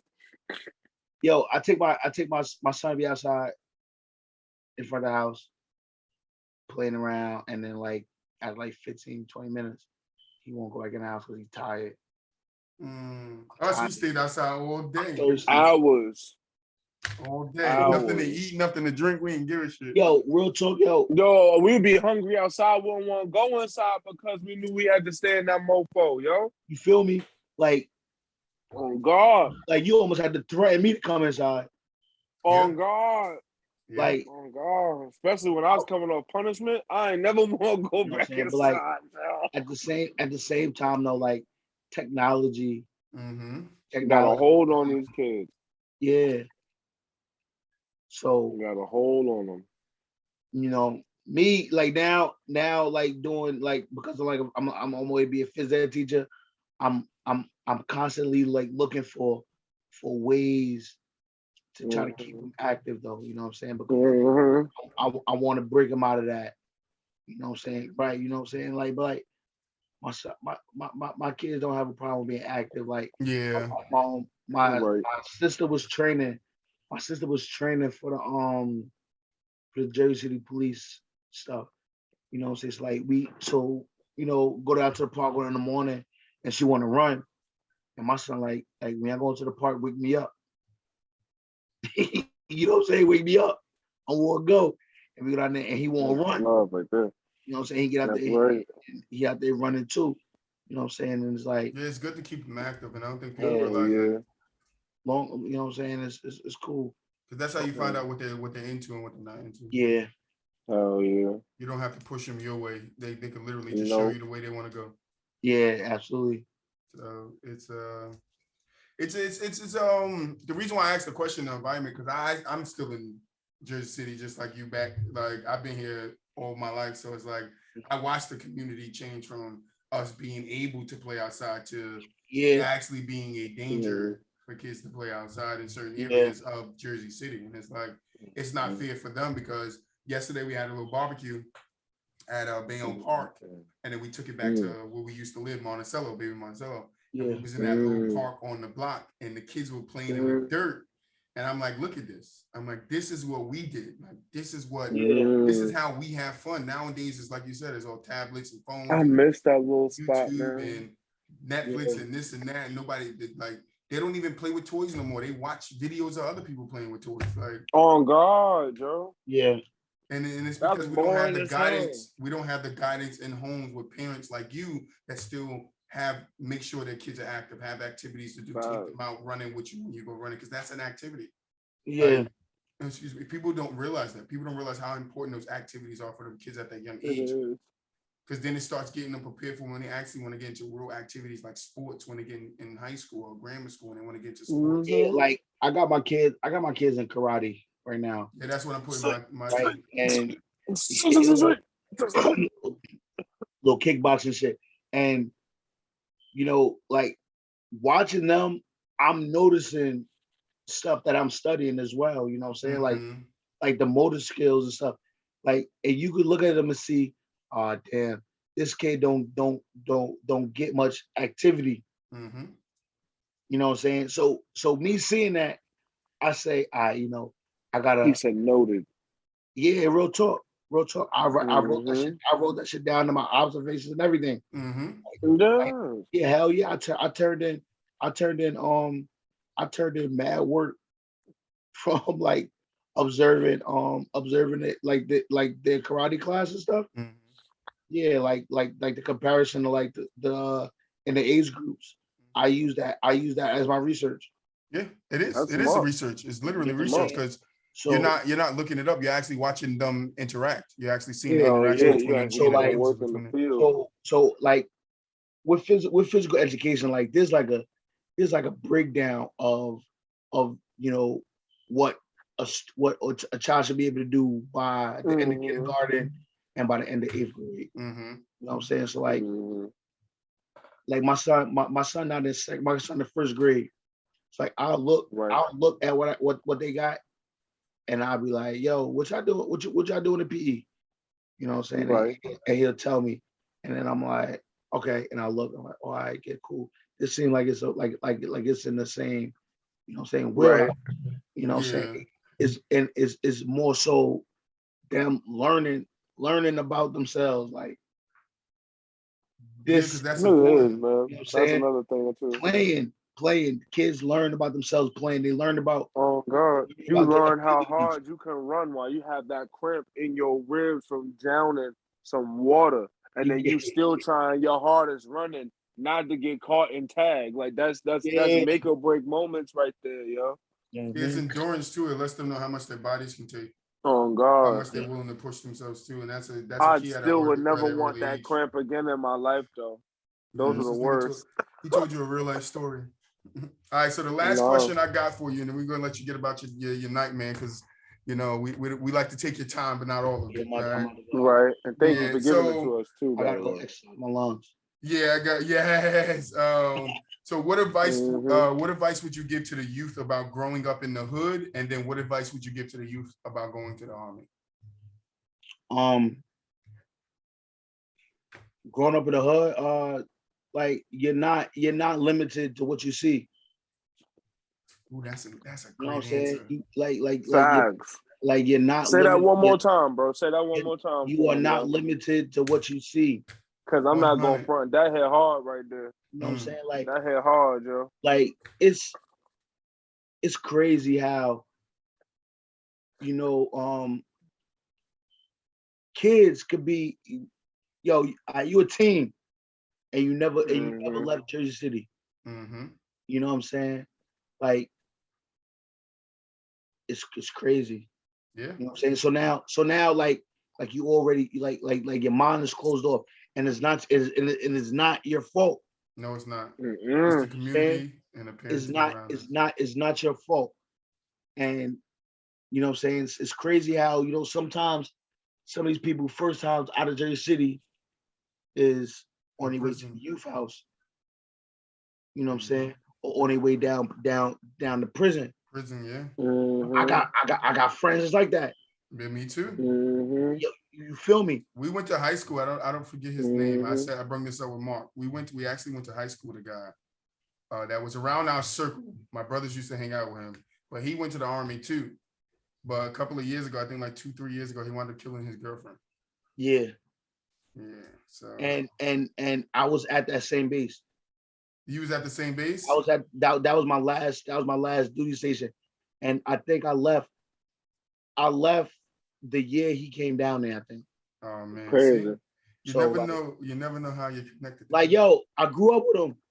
Yeah, like I said, he went to high school. Nah. Before that, like I was like before high school. I knew him. Like I knew him. Like, you know what I'm saying? Like he's like you know what I'm saying? He's go to my church. Like, we went to the same church.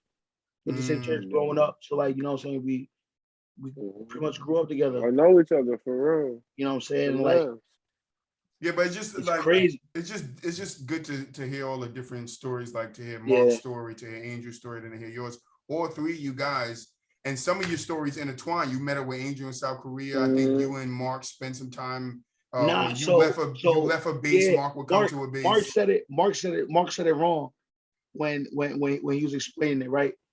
All right, so my unit was leaving Afghanistan. Mark unit was coming into Afghanistan. Right? They replaced us. Yeah. Right. So like the area that I was in, Mark and him was in. Yeah. Right. And then Levi was there, like Levi and Allen, they were there like in the middle of both of us. Yeah, like in between, yeah. Right. So like Allen came after me, but he left before Mark. And then Levi, I think Levi came after Allen, and then left after Mark left. I think because Mark went home early. Yeah, because he got shot. Yeah. Well, like at one point we were all in Afghanistan together. Yeah, which is interesting. Abe had just came back from Iraq when I was on my way. I was on my way to Afghanistan. Yeah, I run into Abe here and there. You know what I'm saying? So, like, yeah, Bird already went to Iraq and came back. Yeah, Bird is actually my cousin. You talking about Big Bird? Nah, not Big Bird. Just Bird and Skulls. Bird and Skulls. My two cousins. Skulls, brother. I think I remember that one. That's a familiar name. Yeah, he was around a little bit. I think I remember Skulls. And other like Eric was Eric. I think Eric was there when you guys. Oh shit! I'm tripping. Hell yeah! Eric was there when you guys were there too. Eric went to the military. Hold up, Brown skin Eric. It's two Erics. It was two Erics that went. Talking about skinny Eric. Yeah, skinny light skin Eric. He went to Germany. He was lucky. Oh, that sound nice. Yeah, he went to Germany. He went to Germany earlier, like soon as we got in. Like, it's crazy. I was jealous. He went to Germany. I'd have been jealous. And then it was another Eric Terry. Yeah, Eric Terry. Yeah. He a little older than me. But like, I played football. Like in the park with his brothers. Do Banks. I know. I remember Eric Terry.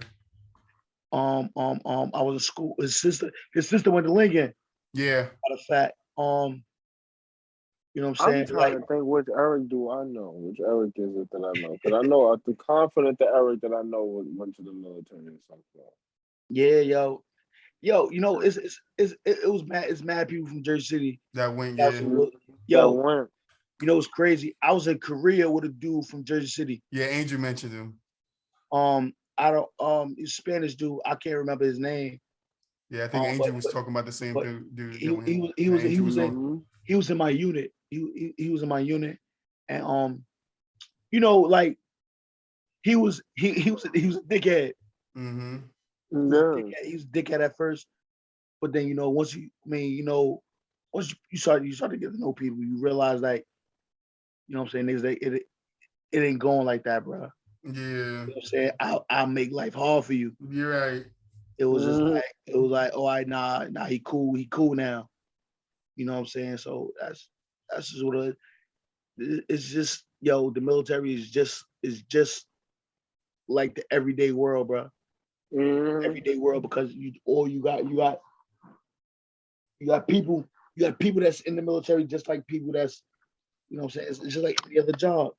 Yeah. Saying you got assholes here, you got assholes there. You got people, you got people who, you know what I'm saying, who are there to do their job. And that's what they're gonna do, you know what I'm saying? And then you got the kiss asses. That's just what it is. I hate those people of the world. I hate the kiss asses. Absolutely. I hate the fucking kiss asses because them motherfuckers succeed the most. Yeah. Yeah, just the advice on kids that's looking to, or youth that's looking to go into the army. Don't do it. Nah. Real talk. Nah, real talk. It does have some benefits. Real talk. That was my thing. That like for years, that's what I was saying. Don't do it. But then I realized that, you know, like me, I use it as a way out. Right. You know what I'm saying? So I would never. Some people just do it for a change or for a different perspective. Right. Yeah, I was playing, just so you know, I was playing. But I totally agree with him. You don't want to take the opportunity for somebody to get out their hood. So now, my I got two things. Do your research. Right.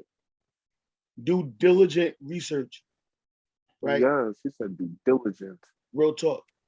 And then we heard that already.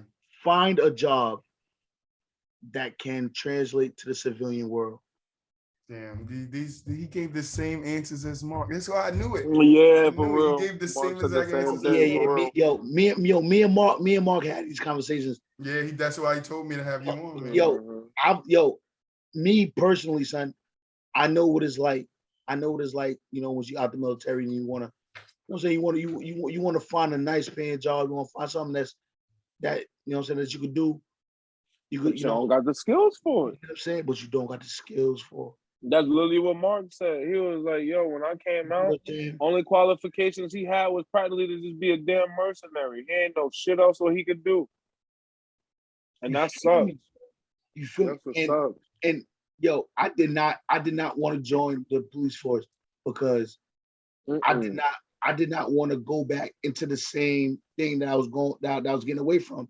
You know what I'm saying? People talking to you however they want because they got more rank than you, and they're not respecting you, but they want you to respect. They want you to respect them or their position. I can't do that. You know what I'm saying? I'm mad at you. And as well, I'm not. That should get annoying. Yo, that whole blue wall of silence thing.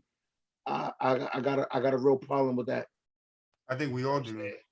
I got a problem with that because, like, I'm not just gonna stand there and let you disrespect this black man just because you can. Because you feel like it, and I'm not gonna say nothing because I'm a fellow officer. Nah, I can't get with that, and I feel like if I get in that situation, I'm gonna say something, and then it's gonna end bad. It's gonna escalate. It's gonna end bad, and you know, He said, "I'm gonna have a nigga moment." Yeah, or I might be the one that end up, you know what I'm saying, left somewhere. You know what I'm saying? It's a call somewhere, and I'm the first one in. And I don't trust this motherfucker behind my back. I get shot in the back. I get shot in the back of my head or something.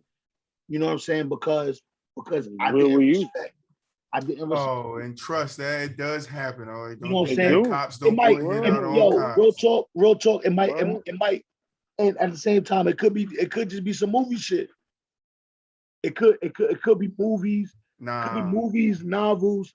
It could be real life. I don't want to find out. It's real life, bro. There's stories out there about other cops that left had to change their identity because their fellow boys in blue was after them. Yeah, because the fellow boys in blue is the biggest gang in America, bro. Yeah, people in the hood don't say that just to say that, bro. My brother was trying to do law enforcement down south. And that's one of the things that scared me, yo, because Jared, you know him. You like yes, you're not just gonna say whatever you want to him. Yeah. No matter how many people that outnumber him. I feel like that's just anybody in our shoes from the city. Like we don't take that. We all have that attitude. We don't take that. It's crazy. It's crazy. We don't take that because I deal with that every day with my job, with my boss. Literally, like how you talking about, like all because he got power, he a bully. I'm like, I don't like that. Like, I don't fly with that. Yeah, we're not doing that. We don't take that. We don't take that. Nah. You're not doing that, yo. My favorite thing in the military, yo, it was. I'm telling niggas like, listen, I this rank right here, I take it off, and then we can go into the woods, and we could do what you want to do. Right. Oh God. You could do whatever you want to do, like because there's no way in hell. There's no way in hell, bro. You like nah, bro. You gonna have to respect me as a man. Yo, look, you cannot respect my rank. Not gonna talk that. You cannot respect my rank. Don't respect my rank. I don't care about this rank. Because at the end of the day, when I take my top off, this rank is coming off with it. Facts. You gonna respect my character. At the end of the day, I'm still a man, bro. You're not just gonna say that's right.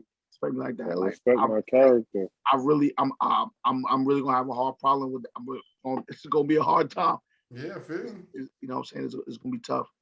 It's all individual people, bro, and people not gonna respond the same way. I feel like I go out of my way to give people respect because I just want that same respect back.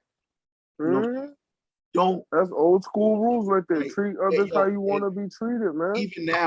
Even now, I got fired, yo. I got fired from the security job. Because this dude came down there one time and just acted an ass, you know what I'm saying? And came crazy, started threatening me, and I knocked him out. And then, I put him the fuck out. And then, Somebody reach a bedtime story. I got fired because of that shit, yo. And I was mad. I was mad as hell. I was mad as hell at myself because I really let him pull me to that, pull me out of character, and now he's fucking up my money. Yep. You know what I'm saying? It was nice. That's why I haven't punched my boss in the face yet. You know what I'm saying? So it's like, yo, man, like you gotta respect me, bro. Or it's crazy, like.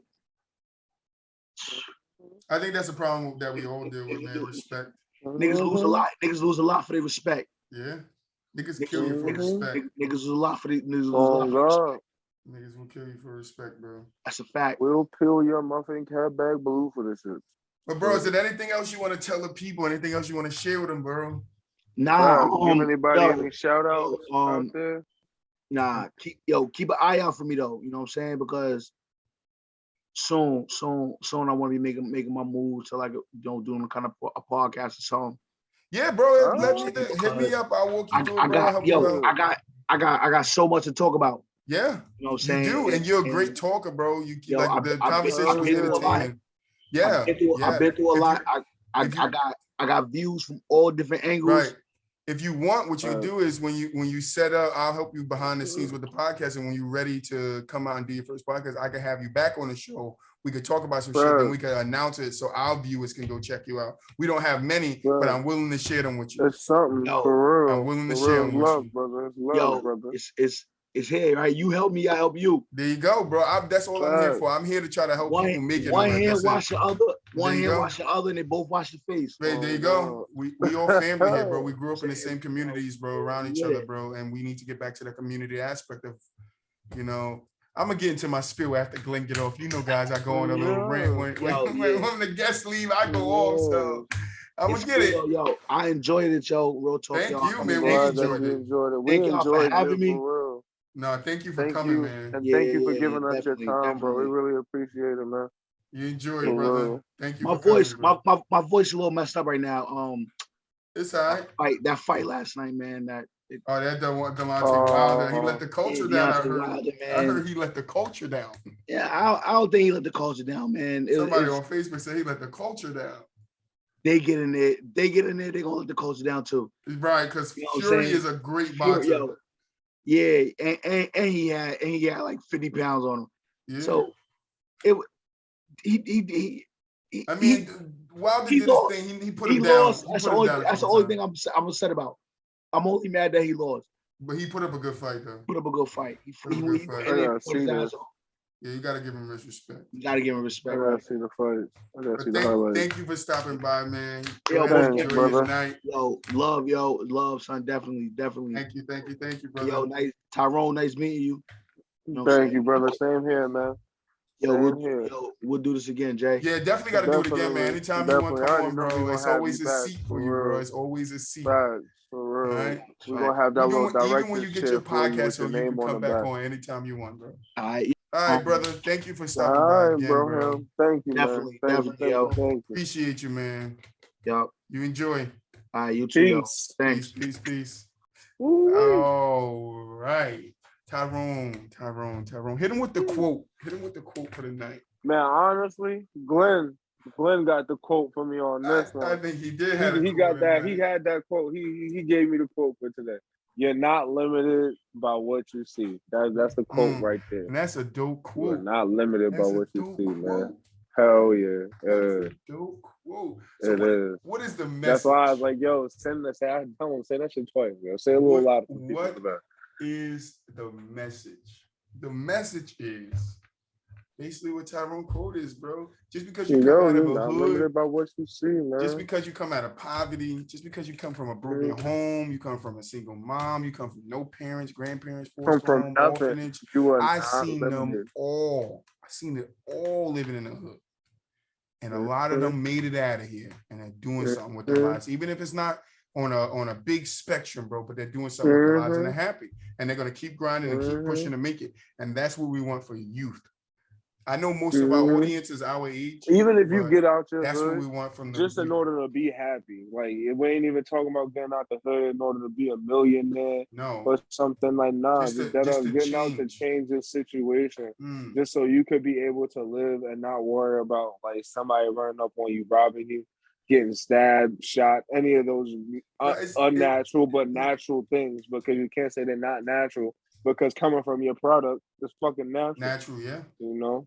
Yeah, I mean, we are the environment around us, bro. We are the people we put around us. We are the things that we keep around us, bro. We are what we show, bro. And people are only going to ever look at us in life from what we show.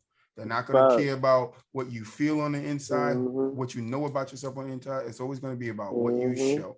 And if you could get yourself together, go ahead, T. Well, I'm about to say, like they say, man, you can always tell a lot about. You can always tell, like one of those schools, like saying, like you can always tell a lot about a man by the shoes you wear.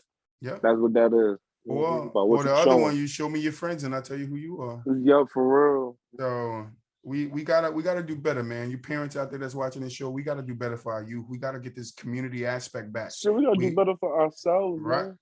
For ourselves, just so we can lead by example. But even if you don't want to do better by yourself, man, it's another generation after us that's going to take over this. That's going to rule the world. We gotta set them up for success. We gotta set our black young kids up for success that's in these hoods, man. Because all they're doing is killing each other. Look at this. Look at Glenn. That's the after school activity, killing each other. Glenn literally grew up in Jersey City hood, gang banging like everybody else around. Tyrone, you wasn't no gang banger. Like the rest. I'm saying like he grew up in Jersey City like the rest of us. I wasn't gang banging because like I said, I stayed true. I knew I could have been out here fucking shit up like you. I wasn't gonna let you, but see, that's the difference. That's before I met you though. Is what I'm saying. Back when I was in Brooklyn. That's true, but back when I was in Brooklyn, way before I met you, I could have been doing shit back then too. But when we met, nigga, was getting jumped out there too. I got jumped twice when I was living in Brooklyn. I mean, Brooklyn was the same thing, bro. So it's like that's what I'm saying. That's what I'm saying. But when you came over here, but when you came over here, I kept you out of that proud of me of your environment. And that's just back to show me who your friends are and I'll show you who you are. I was a good friend of Tbrown because I didn't want him to follow my footsteps that I was sucked into. Glenn was most likely sucked into it because he was. But then I saved your ass too, though, just because I was good. Kept me out of it. Kept me out of it. Yeah, I will always give you props for that. Thank you for that. Because I could have been a statistic in jail or in prison right now. Oh, God. It's about the people that we put around us. You know who we got to thank, though? Pumpkin. Yeah, shout out to Lukeisha. She is the one that brought the fags. She is the one that brought the friendship together. Was. But, shout out to Keisha. But yeah, you guys, we gotta do better. We gotta do better for the youth, man. You guys that's watching this, you guys are between, I think the analytics said 28 to 32, bro. That means, yeah, I know you guys got kids, man. You got to do better for your kids. Raise your kids. Now, raise your kids not in your light, but in their light, what they want to be. But just help them along the way, bro. Even anything, like Glenn said, you're not limited to what you see. Not even us as parents. He got hella close to the camera. not even as parents are you limited to what you see. You can change no matter how old you are. You can change your environment no matter how old you are. You just got to put the work in, bro. We have to stop being stubborn and complacent. We have to parent our kids better. That falls on us, not them. It falls on us. That responsibility is on us. You can make it out of the hood. That's what some of these last couple of podcast episodes have been about. They're gonna be around about the same thing, but they're gonna change a little bit, in the atmosphere as we get a little bit more into this month, into next month. But you're gonna start seeing things from a different light. It's not just gonna be, people going to the army. You're gonna see, people going to college and starting their own businesses. And we got some good ones coming up for you guys, because we want you guys to understand that you guys could be a product of helping your kids, your nephews, your nieces, your cousins get up out of here, bro. Get up out of here. This ain't everything. And I'm not even talking about they have to leave Jersey. Just get out of the hood. Just get out of the hood. And I understand some people will say, the hood is no matter where you go, there's a hood. You're right. But it's true. It's true. Coming from me, I moved from Jersey City. I literally said this to my sister yesterday, a couple of days ago. I literally moved from one hood to another. Right. I'm just in a different hood. Right. People might just different drugs out this motherfucker. But Mama used to hear about crack. Glenn's been doing a lot. Glenn's been doing a lot. And I'm glad he stopped by. Thank you again, brother, for stopping by. And I'm gonna text him right after we end the video. It really was like story time, yo. I felt like he was interviewing us. No, I just felt like I felt like he did what he needed to do. He came on here and he just told the people what you guys needed to know, what he'd been through. The guy's been blown up 4 times and he can still pray to God and thank him for allowing him to still be here. Most people don't get blown up once and aren't here. So just think about that. But just because he had those experiences in the army, don't let that deter you. It's just his experiences. A lot of people had good experiences. Because like Angel, he had it easy compared to Mark and Glenn. Like he ain't get blown up. He ain't been in gunfire, But motherfuckers are still in there. But then you got motherfuckers that was like, yeah. Yeah, you choose your path, man. You choose your path. That's what this episode was about. This episode was about you choosing your path. You choosing what you want to be in life and then fighting to get there. That's all it is. You got to fight to get there. And as parents, we can fight to get there. No matter if you're 30 like me, it don't matter. Fight to get there. Fight. Keep pushing. Do everything you got to do to get there, bro. Help our kids get there. Stop letting our kids live in the images of us. Even you drug dealers outside. Stop letting your children live in the image of you. Want better for them. We understand y'all doing it to hustle and put food on the table, but at the end of the day, you gotta think, man. You don't want to be doing that shit forever, man. Nah, bro. You wanna show them a better way, bro. You wanna build an empire. God. You wanna build an empire. So I know people where their fathers have not been present for half their life just because they was big time drug dealers, and they just now getting out. Missing out on and 10, that's another factor. Kids' life. That's another factor we're gonna get into, in these upcoming episodes. How important parenting is. How important it is to have 2 parents in the house. How important it is to know your kids and to get to know your kids on deeper levels, as I like to say, on a deeper level. Like so. We want to thank you guys, though. I want to thank you guys again. I don't normally do this at the end, but I want to thank you guys for tuning in over on YouTube and Spotify. If you guys do like it, don't forget to hit the subscribe button, man. So you guys can stay in tune when we drop episodes. If you like it, show us that you like it. Hit the thumbs up. Even though we drop episode every Tuesday at 3 p.m., hit the subscribe button. Let us know that you messing with us. Trying to help people understand the community aspect and try to get it back because our youth need it, bro. Our youth really needs it. They really need it. Just leave that feedback in the comments, man. Yeah, definitely let us know how you feel. What let us know if we got something in our teeth or something like that. Let us know.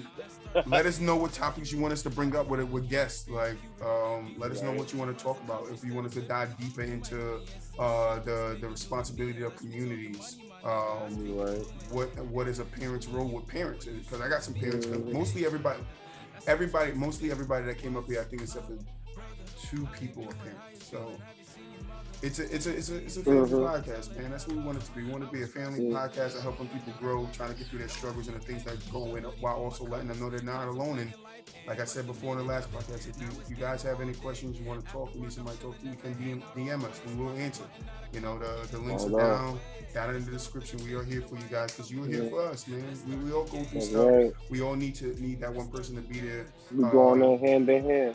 Right, and you know we appreciate you guys. We appreciate you guys tuning in, listening. For 26 of you on YouTube, and it's about, I want to say 10 of you that I'm getting on the algorithm on Spotify. But yeah, we just want to thank you, man. We ain't too big on the numbers, but we just want to make sure that we thanking you guys each and every episode, because our numbers do grow a little bit each and every episode, and we just want to let you know we appreciate it. So to all you new subscribers and all you new listeners, thank you guys. But thank you. This your boy Troy. And this is your boy Tbrown. Thank you for listening to the What's Up Brother podcast, man. Thank you. We're going to catch you guys later. Peace. Peace.